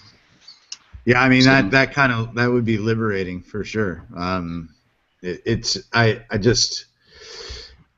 once I'm started a project, which I'm right now, I'm in it. It's just so time consuming. I've written down every site that you've mentioned now. I'm going to look at every one of them. It's just I don't think I'm not paying attention. I'm gonna have blinders on for a while, and I block everything out till I'm through the tunnel. Smart. But I like a lot of these. I like a lot of this, of where this is going, and I think that is a liberating thing for musicians and any kind of artists who can build enough of an audience first to actually be like, hey, do you want more of my stuff? Well, how about you pitch in a little bit, and I'll make sure you get it. That to me is very communal, and that seems obviously where it's going with all this kind of sharing and the interaction that you kind of have to have as a creative who's at least putting it out there. As soon as you put something on YouTube, you're part of the conversation now. It seems like I know so many people who don't even have cable anymore, and who are totally tuned out of the mainstream sort of media trumpet that is there. Like cable TV. I go home. The only time I see it is I go home and visit my mom, and I find it completely irritating and annoying. I can't stand it. I mean, the news shows, the garbage. I'm blown away by how vapid and horrible it is. It just, those 12-year-old girls are happy though. That's what matters. The 12-year-old girls are getting everything they want. Yeah, exactly. And it's also you go home and you see your parents sitting there. There's no conversation. They're sitting in front of the tube, and it's this giant ass TV, and you're there visiting for one time a year, and nobody's even talking to each other. Like, there is something that they know about the power of the box that they have definitely anesthetized a lot of people, and it's definitely I hear my mother repeating catchphrases, and she's got her NRA subscription. I'm like, the NRA subscription, Mom? What? You don't even own a fucking gun. She's like, I'm worried about my second constitutional rights. I'm like, oh, Jesus. How about your First Amendment? That's funny. And it's all just because you saw it on TV, I mean, and I'm like, God, just turn it off. Just turn it off. I don't have a TV, I watch stuff online or, however I can, and I still see movies and I still go out and stuff like that, but I'm just not going to plug into the cable box and watch, surf through garbage. It's just, I can't do it anymore. It's funny that I ever did, and I don't think about it at all anymore. I don't miss it at one iota, The culture is so full of stupidity that it gets to me anyway. I don't need the TV to show it to me, to pour it out into my living room, Well, you live in LA, my man. You don't need any more madness, do you, in your life? LA draws every prom queen and beauty contestant winner and sleazy guy on the planet to its shores, and a lot of them crash here. Like, there's a lot of tragedy, a lot of personal sort of heartache and heartbreak here that I find that to be very fascinating. Yeah, that was my mom's favorite song. Do you know the way to San Jose? No, it's just funny. You crash against the rocks. I crashed against the rocks here too. Luckily I kind of was able to pull myself up in some way, but it's crazy. I mean, this town exists to exploit people, and it's the industry here has consolidated so much just since I've been here to be this corporate franchise machines. It's Walt Disney and Sony. It's basically owning everything, and all the little indie shops that were there, that I even had meetings with, are gone. They don't exist anymore. There are specialty things, but now you got Sundance movies with the same Hollywood actors in them. It's not what people thought it was going to be. I don't think. But I think I also am very video on demand. I'm all about that. Like, make your audience global. Make your stuff available online. If the big corporations are going to buy up all the theaters and control distribution, distribute it somewhere else. Project it on your friend's garage if you need to have a drive-in experience. You know what I mean? Like, we can do all these things now. These things are in our grasp, so let's just do them. Why don't be limited by what you're being told are your choices. Oh, I've got Hunger Games 2, I've got Hobbit 3, I've got this, I've got the next Marvel superhero movie, which I cannot even stay awake for anymore. I'm sure you guys probably are comic book fans, but No. No. Well, not the movies. not the movies. Okay. Yeah, the movies I find so vapid. I cannot get into them. And I like effects. I like seeing an effects spectacle every now and then. But now everything is that, and there's nothing else. I mean, I don't know. It's kind of weird. It's like I was a kid who was influenced by Star Wars, over time to become a filmmaker, and now everything is Star Wars, and it's the last thing I would want to make as a Star Wars movie, But just because it's been so inundated by it, Well, like I'm in discussions with a rapper up in Detroit for a music video, and we were talking about oh shit, what was it? Just like the image of what people want, and then versus what's actually out there. And so yeah, you have something like Star Wars, and the CGI is there, the fanciness of it's there, but then the actual heart of it, the story, the real sort of work behind it, which is the actual, getting into your mental self and the inner realm or whatever you want to say, the subconscious, whatever, and get in there and actually try to say something and do something meaningful. Like it's kind of hard to, you don't get that from the mainstream, but then what the mainstream really is good for is, we are jealous of the, the CGI, the technology that they have, the amount of, video artists that are working in the background that you don't see. Like, yeah, we're jealous of that because they are at the top because they're spending so much damn money on it. But then at the same time, yeah, like I said, the heart's not there.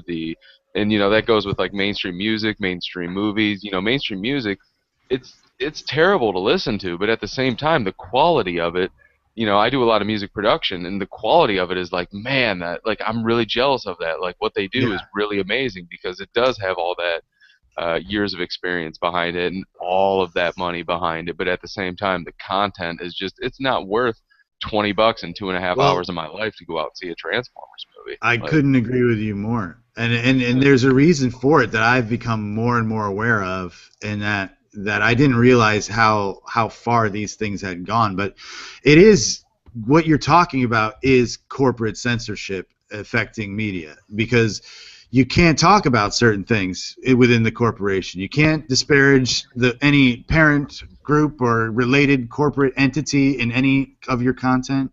You can't disparage any group, any government organization, any religious organization, if you're going to play ball with the big boys, and that's censorship. Whether you want to believe it or not, it is. It's not government mandated. It's not like a restriction in that way. But they have the purse strings and they can decide. And I've had contracts that I've violated. The Pig Destroyer video for The Diplomat was in complete violation of a signed contract, and I knew it was, and I said it was going to be.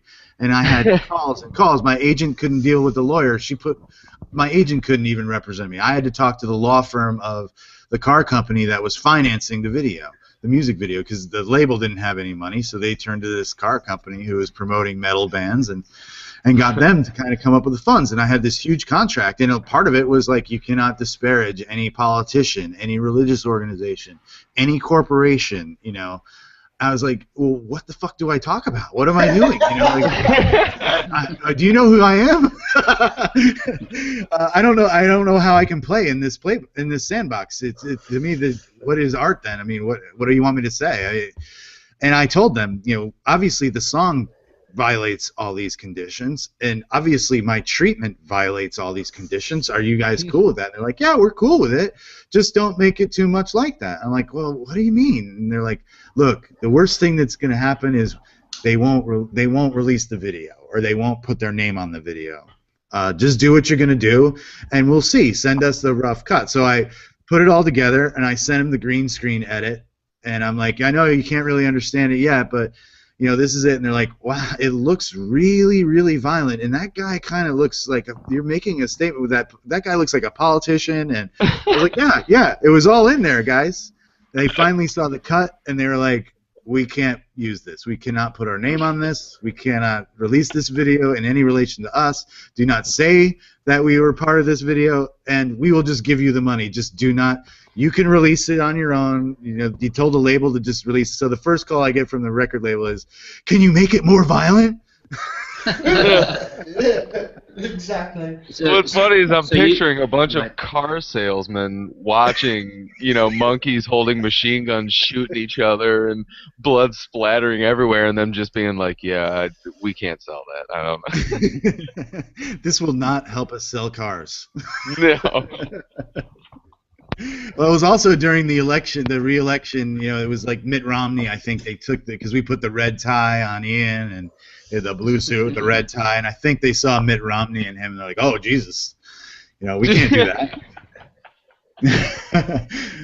But whatever, that we were elated because it's like, oh, we got the money. It's like kind of like we stole from the man a little bit. It's kind of funny because we got to make our crazy, violent political video about the warmongers and military-industrial complex and with corporate funds.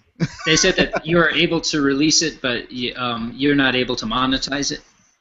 No, the label was allowed to release it and monetize it however they wanted. But the Scion Car Company would have promoted it. They would have put a bumper at the front of it, and they would have given it a huge launch. Like, they would have made it big.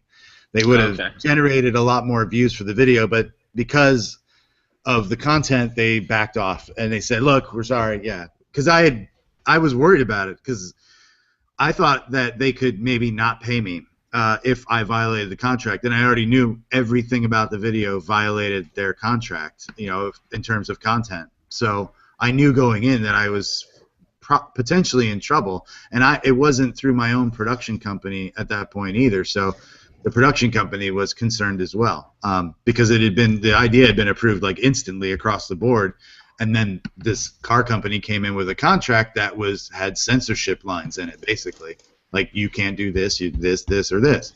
And that kind of opened my eyes to it. And then I realized, then I was seeing something with some other filmmakers, and they said, yeah, I think it was Friedkin who was talking about it. William Friedkin was talking about now, because it's so corporate, there are like levels of things that you cannot talk about in films. He was saying you couldn't make half the films they made in the 70s now, because they would all violate these sort of contracts that are essentially corporate censorship about, you can't disparage any government, you can't disparage the oil companies, you can't disparage this.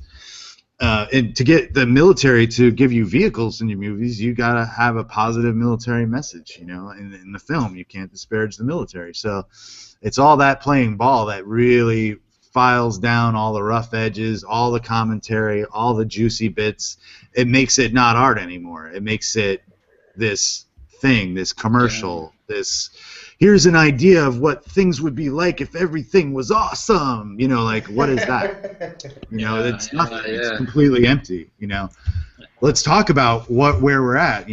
But that's why we see what's happening now, because there's, like 4 companies soon are just going to be in charge of all the media. And what do you think their contract's going to be like? It's just going to get more and more restrictive. Because they play ball with each other now. We're learning that as well. There's all this kind of talk between corporations and price fixing and sort of the stuff that you would think is paranoid, delusions, 20 years ago, is like, now technology has also enabled that shit to get really real too. So there's the flip side of the technological coin, Yeah, there has to be creation of an organization of independent artists with no ties to anybody that would alter, what I mean? Like, the idea behind N99 and Maidsafe is that this will be an on-ramp for people to upload their materials to Maidsafe or the Safe Network once it launches. And the idea to have a place where people could put anything, whatever they want, it can't be censored, it's there, people can access it. And I have a feeling that has a really strong, people have been waiting for that for a long time. And, it's like with YouTube. You can only put so much up on it before you get censored because, it had a phrase from this movie or a little bit of this song in it. And even wedding videos, they pull it down. Sorry, you can't use that song. And I think people are tired of it. They're ready to have real freedom of real artistic freedom is on the horizon. Yeah, and if there's a way that you could do that stuff and still kind of pay a fair price to the artist who recorded that song versus the way they drag you over the middlemen drag you over the coals now as filmmakers to get a song in a movie or anything, you pay so much money. You got to pay the music publisher, the management, the band. They don't make it. So, I mean, I'm not complaining. I'm just saying right now people just steal it all anyway. So why don't we make it fair for all the artists? You know, that's how it should be. Without people in suits in offices who don't contribute to any of the work shouldn't be making this profit unless they're actually doing something. And what they did before was distribute it and get it out there. But we don't really need them anymore. So why are they still getting all this money? And really soon there's going to be something called smart contracts, and smart contracts will be something that everybody who gets into a project will say, okay, I get this percentage, they get that percentage, and once it launches, everybody who uses it, the funds go into this address, and then that address disperses it automatically. So it's basically a decentralized autonomous organization or corporation, and so the future looks pretty bright for independent entities, I think. I think so too, and also because if we don't burn it all out, we're going to have a lot of different avenues for media, and the content for media, the appetite for media and art is just growing in the world. And that, like I said at the beginning, that's a good sign of a civilization, you know, that we have this appetite for that creative outlet, because I think it's the pinnacle of human. We are essentially creative animals, and we reach this point now where we can create this amazing kind of art, and we can really do it. It's just too bad that the powers that are kind of controlling the purse strings have put so many limitations on it and have narrowed the conversation to basically a monotone, you know, a one voice. And that sort of banality, a lot of people find it very soothing, you know, and I don't. I find it terrifying, you know. I find it really dull and listless, and it makes me really excited to hear about how things could be. I mean, to me, making music videos is my reaction to, like, my experience of the film industry, and I'm not really.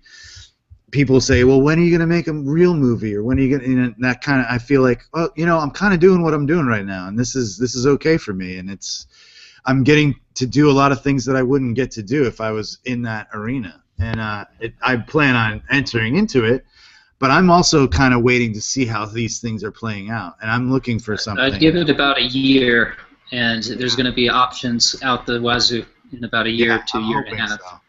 Well, I mean, that would be perfect timing for me. Well, I'm going to hold you to that, Rich, too. Hey, you know what? I because I have been paying so close attention to this, the blockchain technologies and Maidsafe. Literally, I've been off by a couple months here and there, but I would look for something that I think should exist because of this technology, and I would say, well, I don't see it right now, but I bet you within a few months it'll be there, and sure enough, there it is. So it's basically ideas. Are not original, and if you can think of something great that can be done with this technology, there's a developer out there right now working on it, and it won't be long now. Right now, stealing our idea. I mean, the technology. Hey, steal it, take it. You know, everybody steal it. Well, it's one of the things I've talked about many times. I mean, I don't think many people have really got their heads around the potential of what is about to be released when they do release the Safe network. I mean, the idea that we call what we're trying to build N99 was built on the principle of what it is. It's the 99%.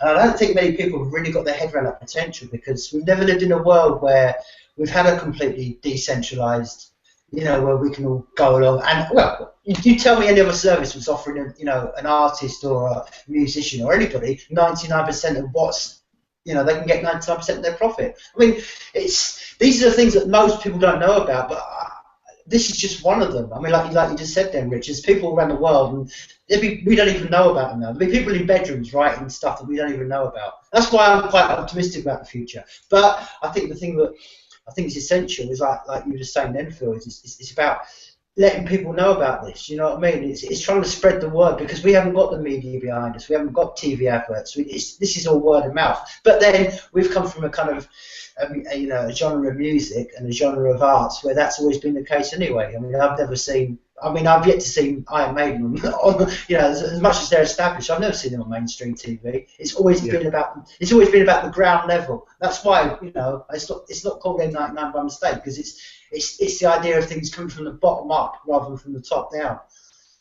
Yeah, that's totally true. I mean, it's the people's history of the United States. Like that the look at how social movements actually do kind of create change, and historically, they have been the only things that really do, and to a certain extent.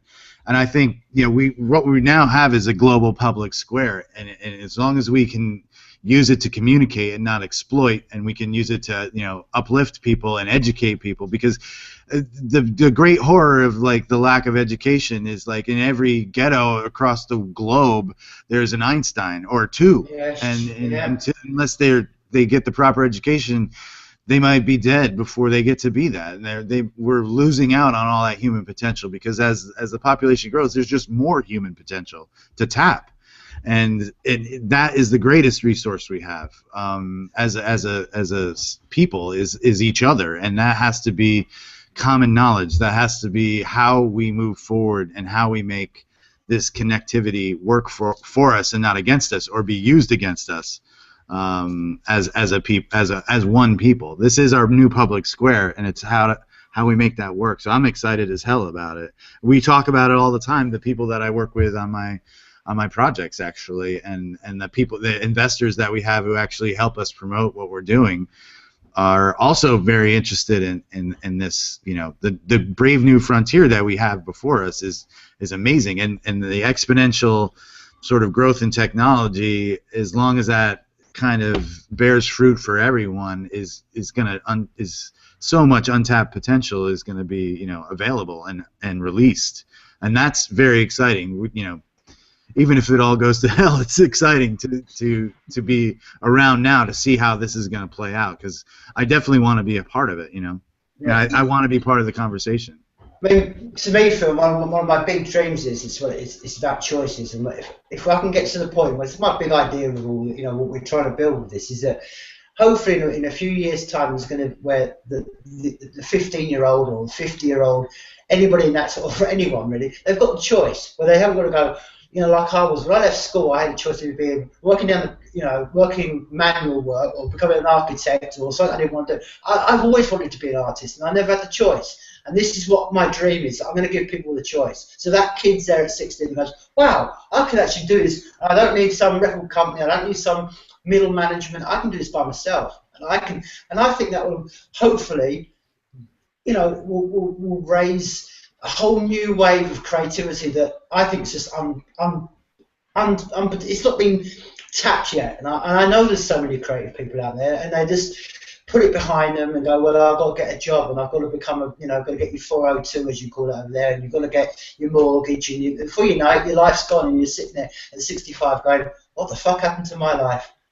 And I don't want that, and that's my big dream. I want people to sort of realise the potential in their life, because the basic truth of it all is we're all going to die, and we get one shot. And to waste our one shot on just becoming an architect. Now, if you want to become an architect, great. But if you want to become a banker, great. But how many people are forced into those jobs, not because they want to, but because they've got no choice, because it's the only way to pay the mortgage or the bills or whatever. I like what you were just saying about that. You got one shot, but I also like looking at it like this way. I think we might have heard this on the same podcast recently. Somebody put this out. What if you had to live this life over and over and over and over and over? Would you be doing what you're doing now? What if this was your life that you had to live over for eternity? You'd make it pretty damn exciting if you could. Yeah, exactly. So no matter how you look at it, if it's a one shot or many shots, give it a shot. So exactly. Well, there's an optimism though that's implied by that, and I don't know that people are going to be all that. Not everybody wants that. People are beaten down by fear. They're beaten down by the sense of insecurity, and a lot of people just want to be safe and warm, and that is because they're exposed to so much hardship and tragedy in their lives. And I think there's going to be more of that for a lot more people than there has been in a while. And I think it's going to come down to it's good to be optimistic about this untapped human potential. That will save us, hopefully, in the end, from ourselves. But we do have to realize that the trauma of we still have a large debt to pay in terms of as a people, as a society. We haven't paid for a lot of it, and when that comes due, and we have these mass human migrations out of flooded areas or destroyed regions, and we have these famines and droughts that get worse and worse. I mean, that's going to change things. I hope the human experience as a whole, not to get too big about it, but like I wonder how that with technology is going to play, because we're going to get to see it all because of technology. It's not going to be, oh, did you hear about this? It's going to be, we're going to see it. We're going to see it happen. We're going to see these cities flood. We're going to see it. And how will that affect us? How will that affect our thinking about all these things about that we've been talking about? I think, like you said.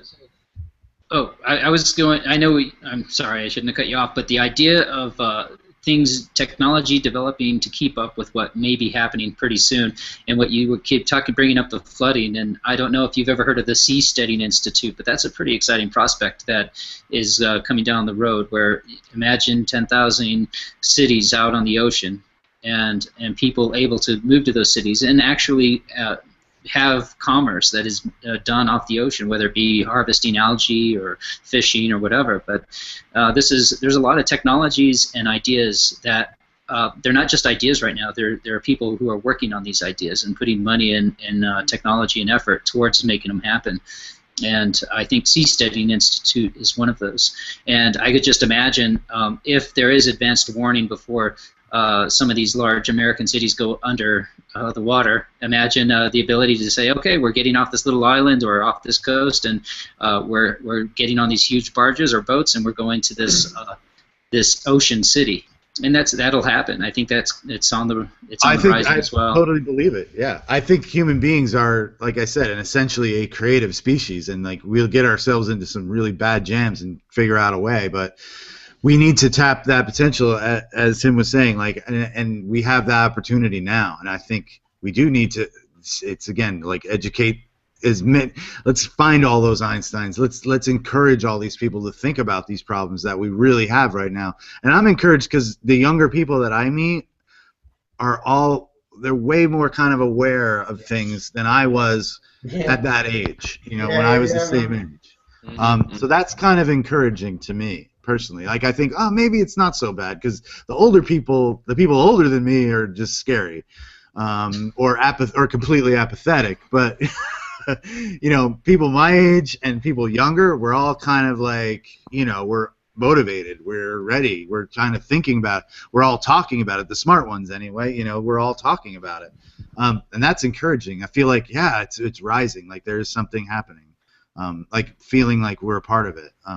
Because it's common, like it's all over the place now. That it's even in pop, it's made its way into like TV pop culture. I mean, how many serialized shows are there now about revolution or the end of the world, or like there's no electricity and now we have to start society over? Or even The Walking Dead is an apocalyptic vision of like when it's all gone, what do we do? What are we really about? What is it to be human? Like those questions have made their way into like the total mainstream pop culture is awesome. I mean, that's amazing in the long-term look at it, because I can't imagine those kind of ideas and shows being popular in the 80s. They wouldn't have been. No. It would have been to us, the teenagers. Yeah, everybody sat down for the Huxtables. Exactly. Dio was a good guy. Yeah. He was quiet. He never said any curse words. Athletic. Into sports. I fist pumped a couple times. But I think you're right, Phil, because I mean one of the things is that you think like we're having this conversation now, and you think how hard that would have been even 10 years ago to all be sitting around having this conversation, from all different parts of the world. Like you said, I think where we're at in civilization now is it's like we keep saying, it's this push and pull. So like you said, some people are going to steadfastly refuse this, and they're going to go, no, I don't want that, and I want to stay in my nice little cocooned, I used to live in Buenos Aires in Argentina, and I was amazed by something that we never saw over here in England. But there was these ideas of small communities where people will go in and, you know, that's a very big American thing. And I think a lot of people will always like that. But that's always been the way. I mean, it's like you said, when we grew up, there was always the kids who were into, you know, Wham and all that shit, and there was always the kids who were not. And that's always the push and pull of humanity, I think.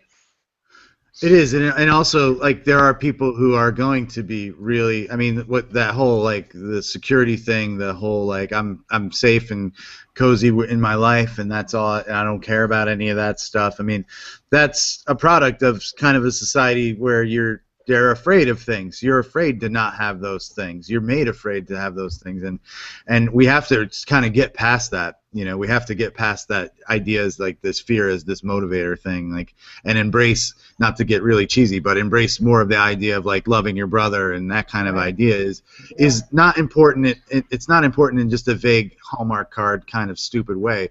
It's an attitude change about how you look at other human beings, you know, because now it's obvious that we're all connected. Now we're obviously all paying this debt on the life that the people have lived on the earth so far, and now we have this opportunity. So we got to take it now, you know.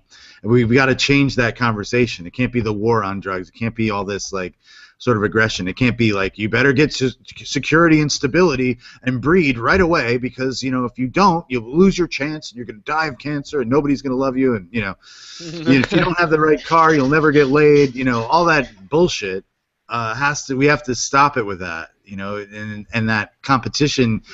Like, I also think it's a dangerous idea to constantly enforce this idea of competition versus the idea of like we're all part of the same conversation kind of thing, which I think is a lot more useful to us at this stage of human development. I think we need to start like, you know, getting along. Yeah. Rather than trying to fight about it. Like, let's figure it out, man, because now the jig's up, kind of. Well, there's kind of that like sports mentality that is kind of instilled in people, you know, obviously early on, even in, you know, high school, junior high, whatever, even Little League, whatever, that, you know, you do a thing for a season and it kind of builds up to a championship, and then once the championship happens, like, pretty much that's the big ending, and then you're just kind of over it, and, you know, maybe a year from now you'll have to, you know, attempt it again and go back to the championship and do whatever. But it's a big, you know, building up and then a big explosion of celebration, and you won, and it almost like this kind of final, you know, you've won, but really you obviously haven't, because the next day you're back at point zero because everything you were building up to just stopped all of a sudden.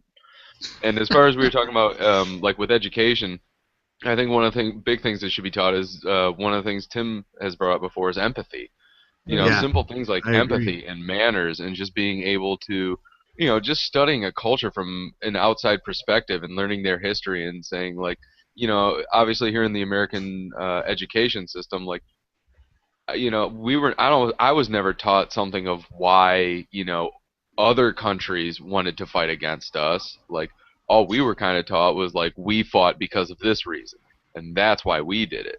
But we were never kind of taught why they did it. And it was just this very, you know, you couldn't see outside of the box. You could only see what they were showing you, which was what they wanted you to hear and wanted you to believe. And, you know, when you hit 18, either get married or go to college or go in the army or have babies, you know, right away. Yeah. Do it. And, you know, to teach empathy in something like that, like, just look on YouTube comments and, you know, see how mature we are as, you know, a human race. And you know, it's so sad. And just because we weren't taught things like how to relate to other people that we don't understand right off the bat, you know. And, well, we also, I think online is I agree totally.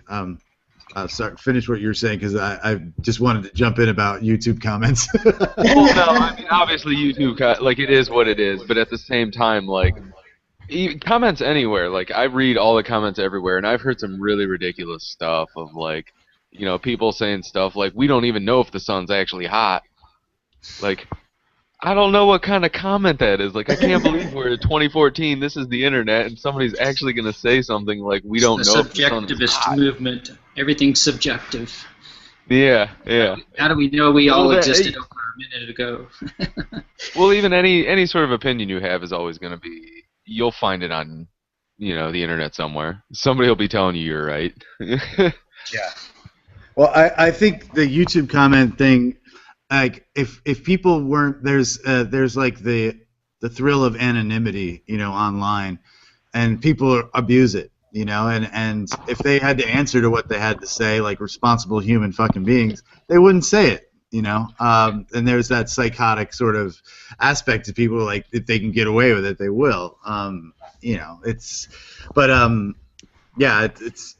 I agree about the empathy. I mean, I talk about that all the time, and I actually, in casting, I look for people who engender empathy in the audience, or who you can look at and feel something for, if that's what I want. Because you have to identify with other human beings as your brothers and sisters, and as other human beings, because we all experience the same things. We're kept apart so that we don't know this about each other, but they can't keep it away from us now. Now like I said, like you were saying, Ryan, about how when you go to war you don't hear about the other side. That's because that they used to be able to control the flow of that information. They can't do that anymore. So empathy is the answer, and that's because you can't drop a bomb on somebody who's your Facebook friend. You can't, you don't want to see the pictures of his dead mom on Instagram. You don't. That because we do care about each other. There is that thing of human beings wanting to help each other. Yeah. That's normal. But the society that we've built is kind of keeping us. It tries to make us resist that to a certain extent. And I don't mind competition in the sporting arena or whatever. Although you could make an argument about the philosophy that it engenders in a society. But I do think, that the more we know about each other, the less we're going to want to fight each other, and the more we're going to actually want to raise each other up. Like if you can have a friend in a third world country. I mean, my eyes were open when I went on a job into India, and we were shooting in Mumbai, and it was a big like production was shooting a commercial, and I was there as a still photographer, and they exploited the hell out of these Indian people. I mean, and I was in India and in Mumbai, and I'm stepping over dead bodies on the street. I'm seeing poverty like I've never imagined in my life, like the most horrible poverty I've ever seen. I mean, they cleaned it up in pretty much every movie you've seen about it. It's kind of really bad, and it was shocking. It was really jarring. I'm like, I thought this was the country the Beatles said was this spiritual mecca. Where's the hookah? I didn't get it, because I was actually seeing like what the imperialism had done to these people, what everything had done to them, and how now they were trying to sort it all out, and they have this country with hundreds of religions and hundreds of languages, and it's just falling apart around them, and here they were, this Western company coming in and paying the workers nothing, and like getting all these people. It was really eye-opening, and I totally sort of shook me out of my American sort of, I guess apathy, or just unawareness of how it really is in the rest of the world. It was right there in my face, and I could smell it, and I could taste it, and it was like, wow, this is something beyond what we experience. We're so spoiled. We have no idea. We need to know this. People need to know this, You get overwhelmed with that feeling, like, wow. And then you see amongst the people that you meet in India, racism among them. Yeah, I was going to say, isn't that a part of something that comes out of the caste system and the philosophy of caste systems? It does, but the way the system has been exploited by Western powers and Germany before. I mean, like the history of India is rife with just people coming in and taking over and selling the people short. But what I found was that the capitalist system that's been kind of forced on them, and the exploitation that they experienced, fed into that caste system idea, and it almost gave them a rationalization for it, Sure. Where they look at it as like it's not the reason why these people are low, it's the result of their lack of participation in the society that puts them there, rather than their karma. Yeah, exactly. They're using the two to reinforce each other, and it's kind of ugly. And I have a lot of hope for that country, because it's big and it's full of very smart people, and there's a lot that they've gone through, and hell yeah. But it's scary to see how much different like how our ideas or the Western ideas have been interpreted by this society that had its own ideas, and how they've kind of perverted each other in a weird way. And I don't know. It was really eye-opening. Just how people could, it could be a major city like New York City with that level of homelessness and desperation, and just sheer sort of human suffering was staggering. And like the isolation of the wealthy in one area, and you don't go there, you don't go this place, you only stay in this area by the hotel, that kind of thing was really shocking. Like, and I thought I'd seen the Ninth Ward, in New Orleans before Katrina, and it was a bad, it was horrible poverty. It was the worst poverty I'd seen up to that point. But Mumbai just dwarfed it entirely. It was blown away. And it made me reevaluate so many things. It was just kind of like, holy shit, like this is something we don't ever talk about because it's ugly, and it's really ugly here. And this is kind of what we're watching the residual effect of a very warlike British Empire who exploited the hell out of these poor bastards. And, whoa! You said Tim, what did you do? What'd you do, Tim? You castle-dwelling son of a bitch. Are you actually trying to tell me my queen and my empire are wrong? Come on. What are you going to say next? The national anthem's out of date. Please. It's not so much that. I mean, get Ringo on here. I'm pissed. No, it's funny. I don't blame any one nation or anything. It's just funny how these things, how history rolls on, and these things, like, they leave residues. Like any kind of violence on any kind of people, it doesn't just go away. It doesn't solve a problem. It sort of stretches it out, and it kind of embeds itself. And we got to get away from that, And I think it's going to take a long time. That's what I'm worried about, is that how long it's going to take. But again, we come back to the technology thing. Like, let's hope we can use it in the right way to speed it up. Because people need help in a lot of places. We're spoiled a little bit, Yeah. Well, I was saying in last week's podcast. I mean, you could literally, if you had the time, walk or get a car and drive south, and you'll hit poverty. And you go to Guatemala. I lived in South America. Go down there, and you see poverty. And it's on your continent. You have to go. You haven't got to fly to India, but it always fascinates me that I can see it in LA. I can see it in Los Angeles. Yeah. It's always fascinated me about the Americans. I don't know what the exact stat is, but I know it's a large percentage of you Americans don't even own passports, so don't even leave America, so don't even get to see the outside. A lot of people don't even leave their own town. Yeah, live their whole life in one town. But about what you're saying about poverty, and you look at Americans, I think it's like on average, there are some Asian countries where the savings of the population is about 20% of their income they save. In America, it's minus 0.2% or something along that line. So we're constantly getting more and more debt, and this is how it's designed here. And it's because we have an inflationary dollar that becomes worth less every year, and so it just makes sense. Turn it into, buy something as soon as you get it, because everything gets devalued. And which is an interesting thing about cryptocurrencies like Bitcoin. It's a deflationary, and there's an impetus to save instead of spend. And I think there's a certain amount of our culture within the U.S. that is starting to change the way they see savings and money and the like. And I think that's a good thing. I agree. I mean, I'm sorry. I got to tap out, guys. I need to head out. And it was great to meet you, Phil. Good to see you again, Tim. And I guess Randy. Anyway, I'll see you later, Ryan. I guess Ryan's not there. Okay. I'll catch you next Sunday, Rich. Okay. Cool.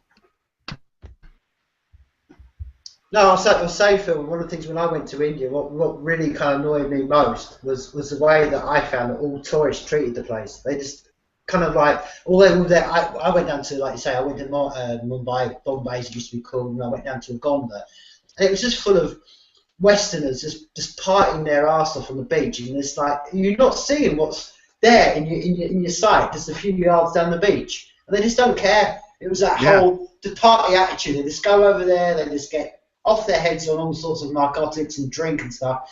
And it's that empathy thing again. I remember having almost arguments with people, you know, where I was staying, thinking, I say to them, how are you not seeing? They're like, oh yeah, but it's great because I can get a curry for 50 p or something stupid. And it's that lack of empathy. It's always bugged me of like, how can people not see? Like you said, you haven't got to go to India. You can go to your local, like you say, parts of LA. I can go to parts of Glasgow up here. You know, everywhere there's poverty, but people just walk away. And I've never understood that as a kid, ever since I was a tiny kid. Like, what is it with human beings that walk past other human being when they see them in that condition? I've never understood that.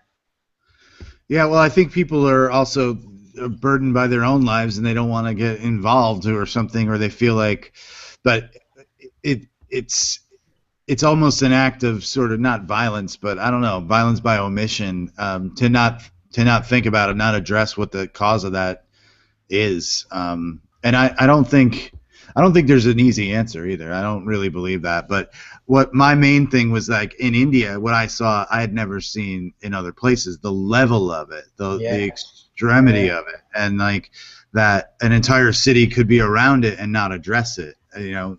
And in that way, it's kind of disconcerting. And it's not, they just don't have the infrastructure. The society doesn't have a way to deal with it. Although there have been great experiments here in the U.S. This one city in Utah, actually, they got all the homeless together and they gave them psychiatric treatment, and if they needed medication, they got it for them. Then they put them up in an apartment and helped them get a job, and it worked. They have like almost no homeless people in this city now because everybody decided, you know what, let's help these people. Let's not just like arrest them or throw them in the cooling tank. And you know, it's a pretty amazing experiment, and that's encouraging that people are thinking along those lines. But, no, I was just saying, I lived in Venezuela for a while, and that was a perfect example of the fourth largest oil producer in the world, and they've had corporations from America come down and run the country for maybe 20 years. Then they got Chavez, some socialist thing, and all the time, like, I lived there when Chavez came into power and stuff, and nothing changed. And that's the sad thing, is that people need to realise, like you said earlier on, that it's the old Bill Hicks joke. It's like, I vote for the puppet on the right, I vote for the puppet on the left, and you realise that they're both being held up by the same hand, you know? And people have got to get their heads around this, that the world, there's enough resources on this planet for all of us. But we've got to wake up and understand that how can we do this? You know, and we're intelligent enough, you know, we're better into 2015. We're not, you know, we can put our brain power to this and work this way out, because it's disgraceful. I always say, in the age we live in, there's people dying in their millions on a planet that's just got so much resources. It's disgraceful. And the fact that people aren't more angry about it is more of a sad fact than the fact that there are more people dying, to me. Yeah, well, they're hidden. It's hidden from them. I should get going here, guys. Yeah, man. It's been, well, like I say, Phil. Let people know where they can go from you. I mean, tell them where they can go. Obviously on Twitter and stuff. But tell everyone where to. Yeah, I'm Phil MUCCI on Facebook, and on Twitter it's Phil_MUCCI. And diabolicfilms.com is our website, where we have it's still in progress, but we still got up the videos, all the music videos, my 2 short films. So you can check out stuff there. And follow me on Vimeo or YouTube. I'm trying to do more stuff, and I'm looking, a lot of people have asked for more behind the scenes stuff, so we're trying to put some of that together. Perfect. So cool. Well, great talking to you guys. Yeah, and the other thing, Phil, we definitely have to get you back on again, because I know we've gone pretty deep tonight, but we've hardly scratched the surface. So we'll get you back on again, and we'll carry on from where we left tonight at some point. Great, awesome, that would be great. Good talking to you, Ryan. Tim? Oh yeah, great meeting you, Phil. Man, amazing conversations. The whole it's been hours, man. Great. It's been absolute. Yeah, it's been a great one, Phil, and. Well, like I say, people go out and check some of his work out, because it's fantastic, and Well, life is people. Yeah, exactly. If you want to hang around, Phil, when I stop live, I just want to have a quick word with you off air, just for 2 seconds. Yeah, cool. I'll just finish it. Anyway, life is people. Goodbye.